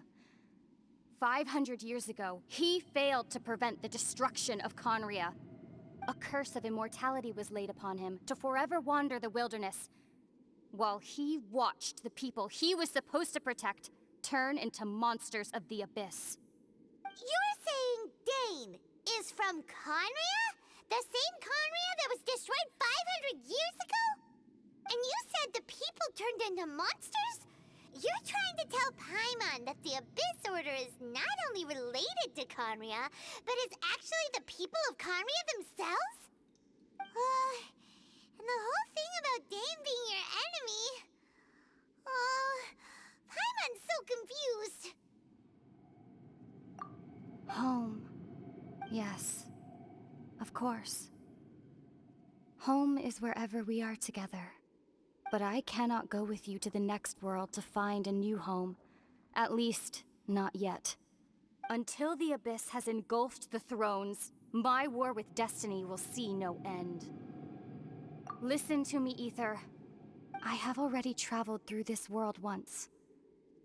Once you reach the end of your journey as I did, you will see for yourself the true nature of this world.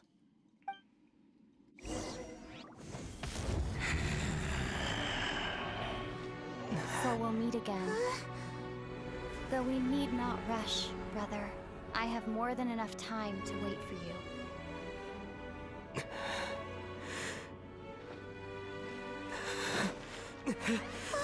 We have always had enough time.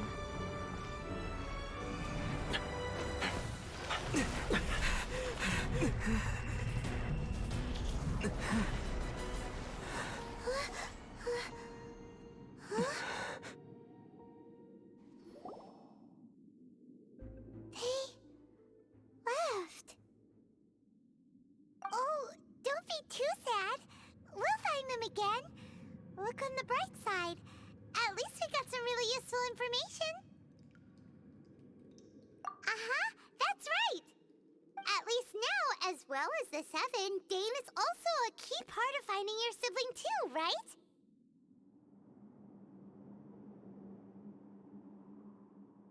That's right. By the way, what they said just now is all pretty confusing. Did you understand it at all? Oh, well then, let's go over it again.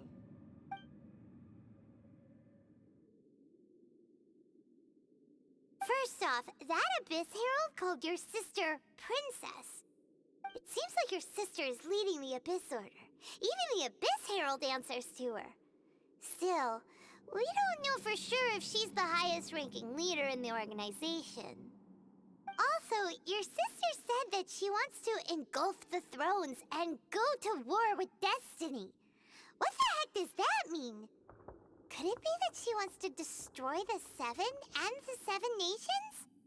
Next thing, turns out the Abyss Order monsters are really what the people of Conria turned into after their nation was destroyed.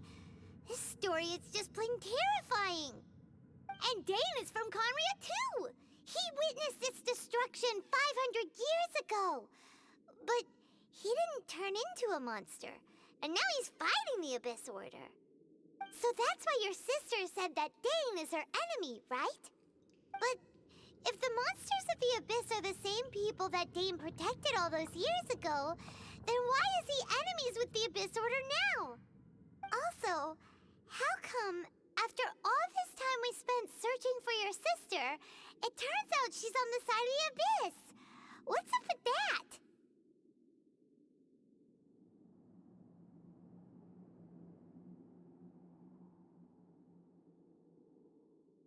Yeah, you're right. Then we can't let ourselves get down about it now. Our journey's not over yet. Let's get a move on. Time to leave this terrible dark place and get back to the surface where the sun shines bright. If your sister wants you to reach the end of your journey, well then, show her what you're made of. Come on, traveler, let's go.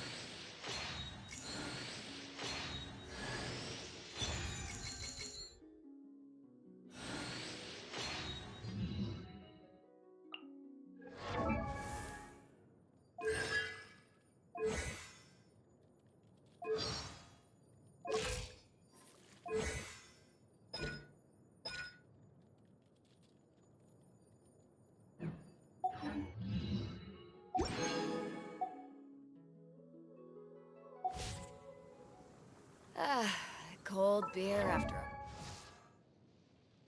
a hard day's work. Nothing like it.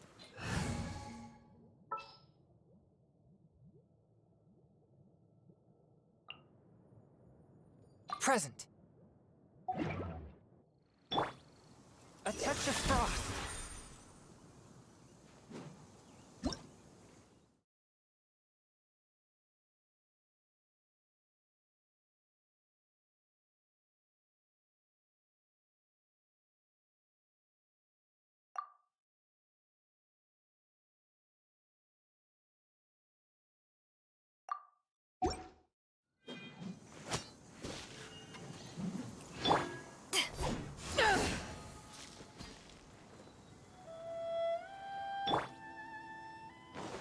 Swift and merciful.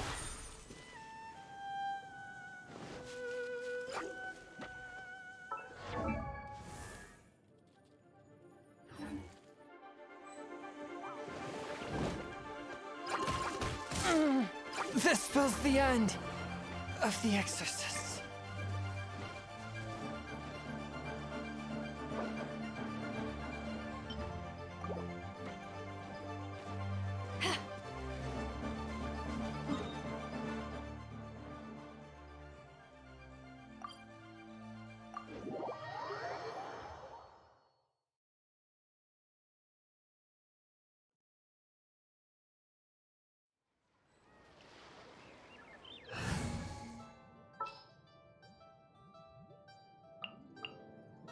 As per our contract.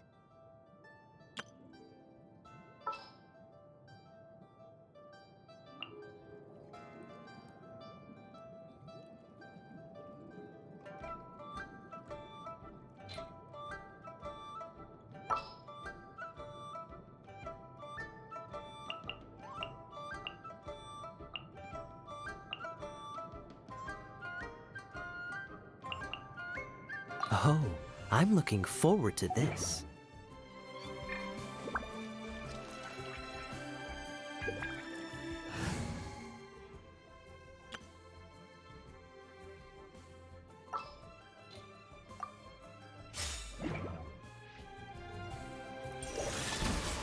Cool it!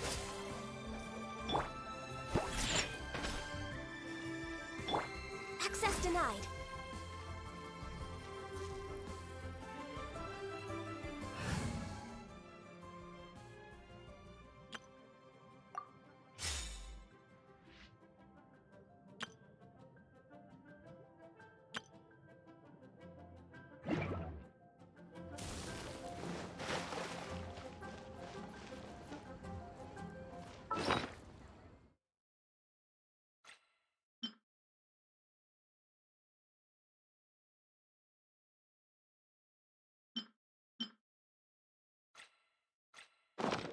Let me tell you how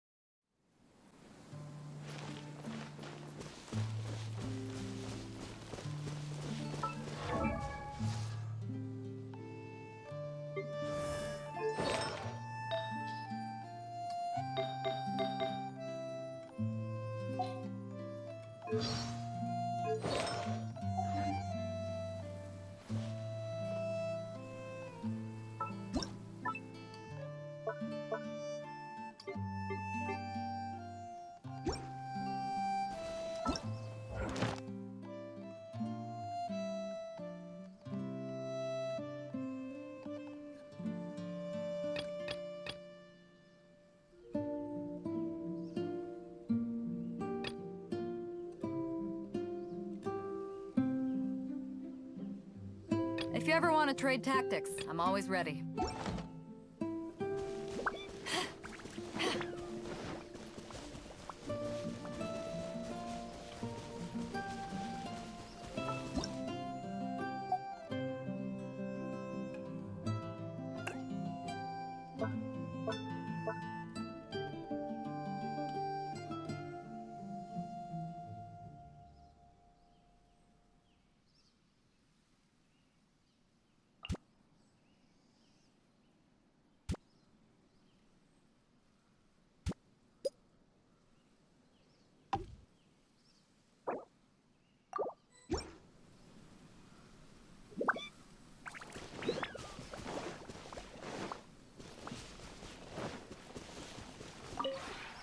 The one before you is known as Jade Seeker.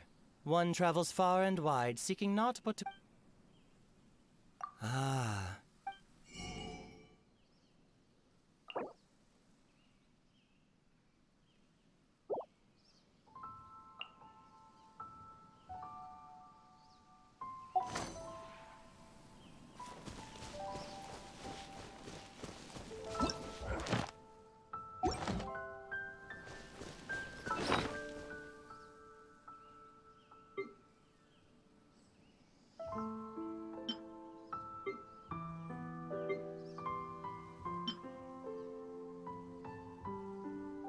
It's hard to remain on dry land for so long. Can never quite seem to get my land legs back.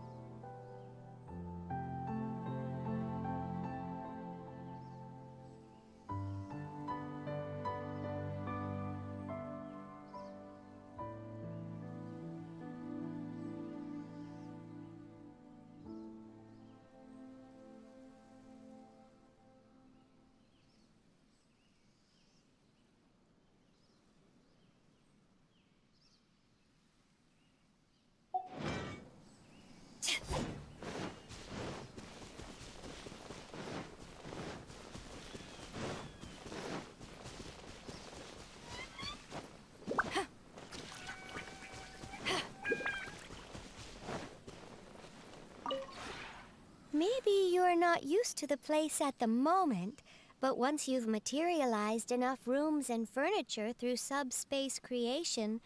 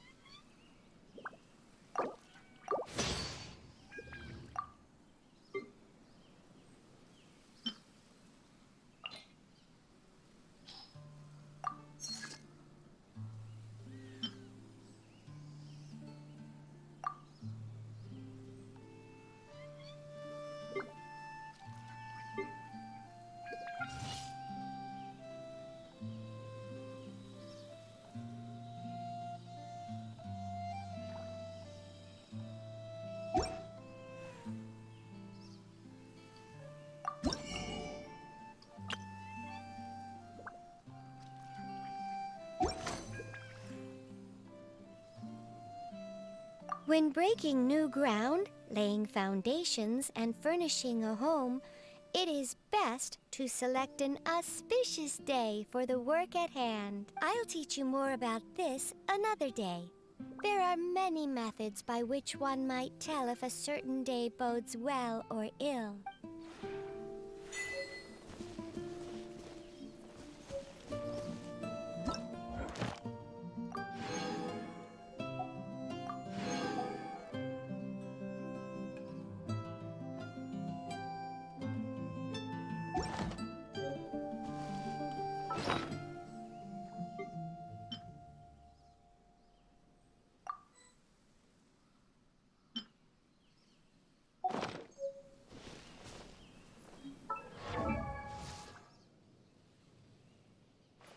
If you ever want to trade tactics, I'm always ready.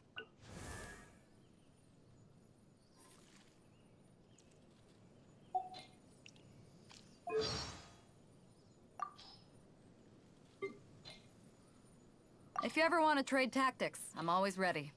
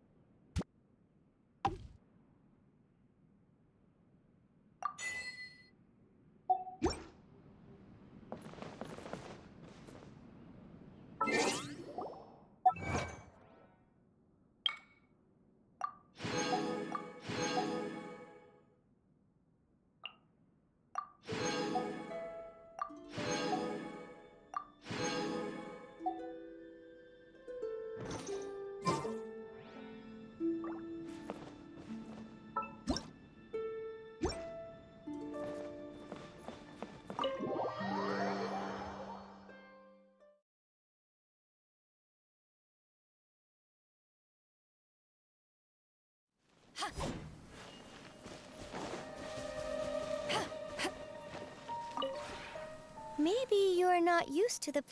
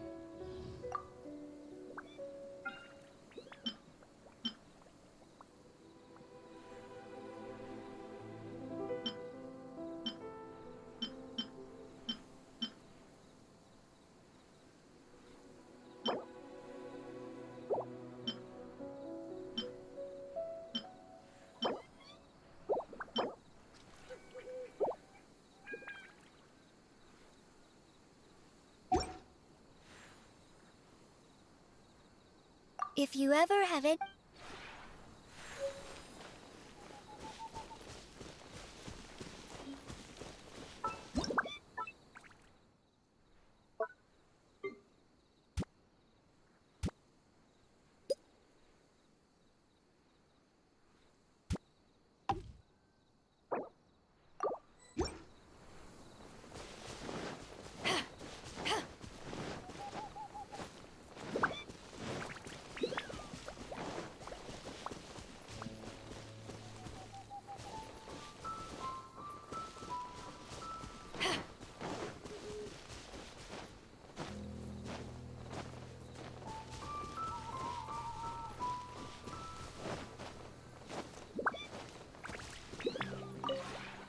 Maybe you're not.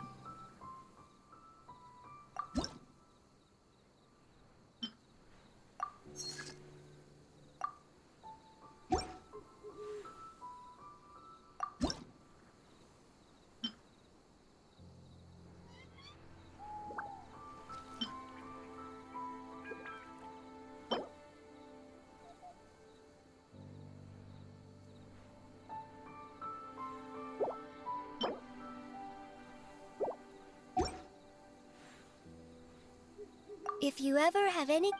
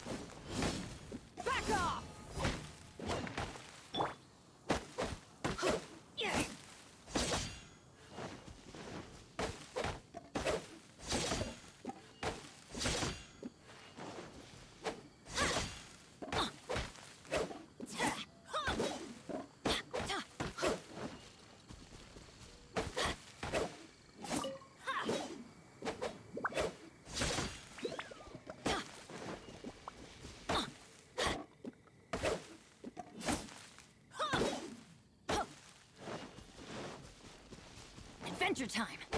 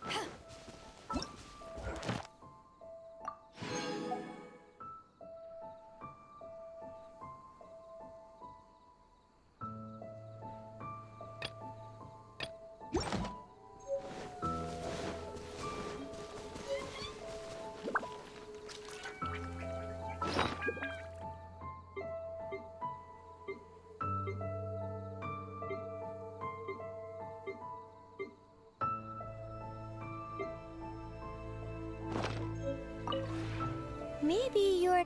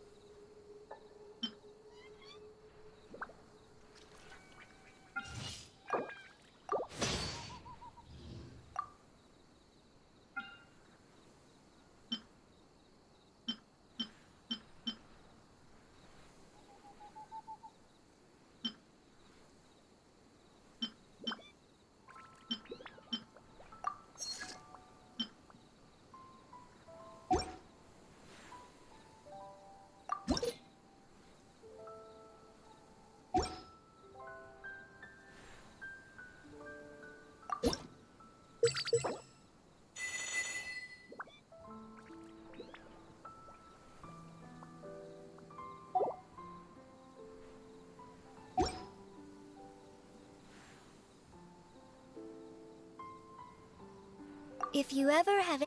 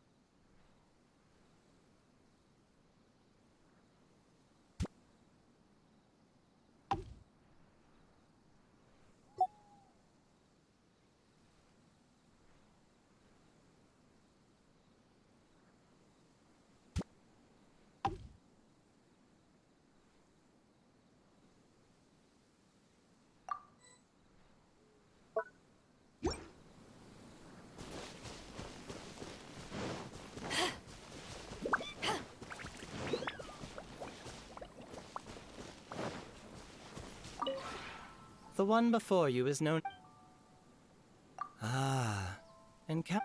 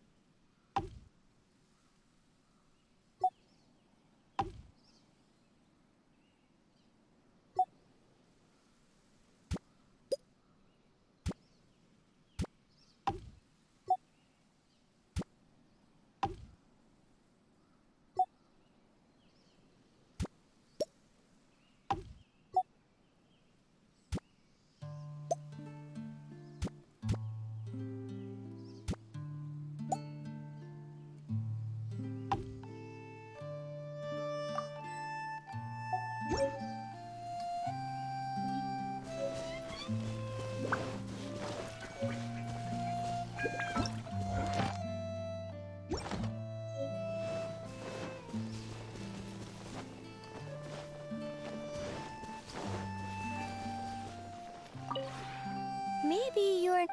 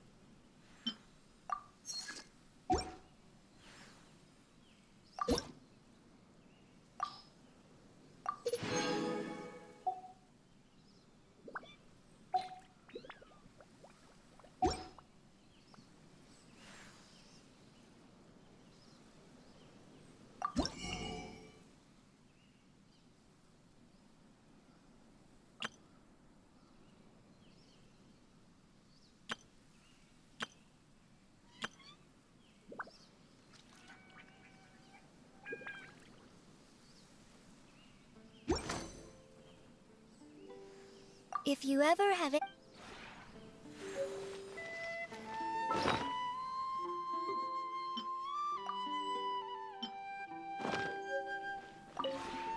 Maybe you're not...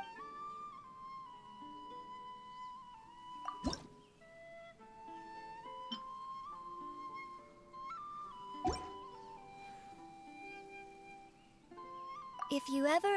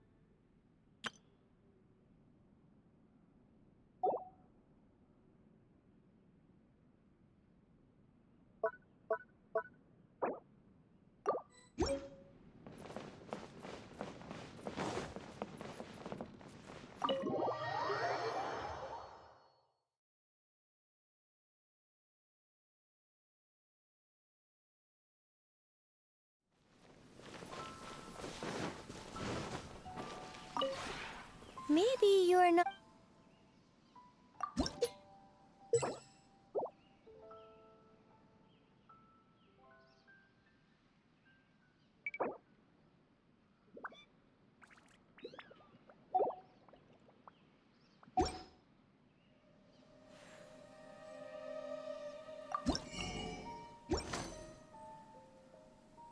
If you ever have it.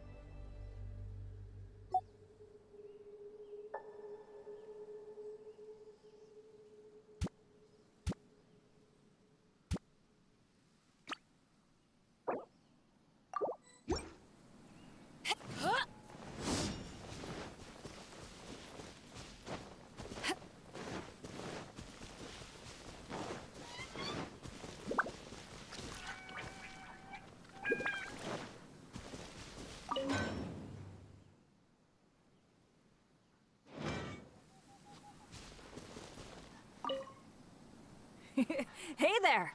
Looks like my luck is pretty good today.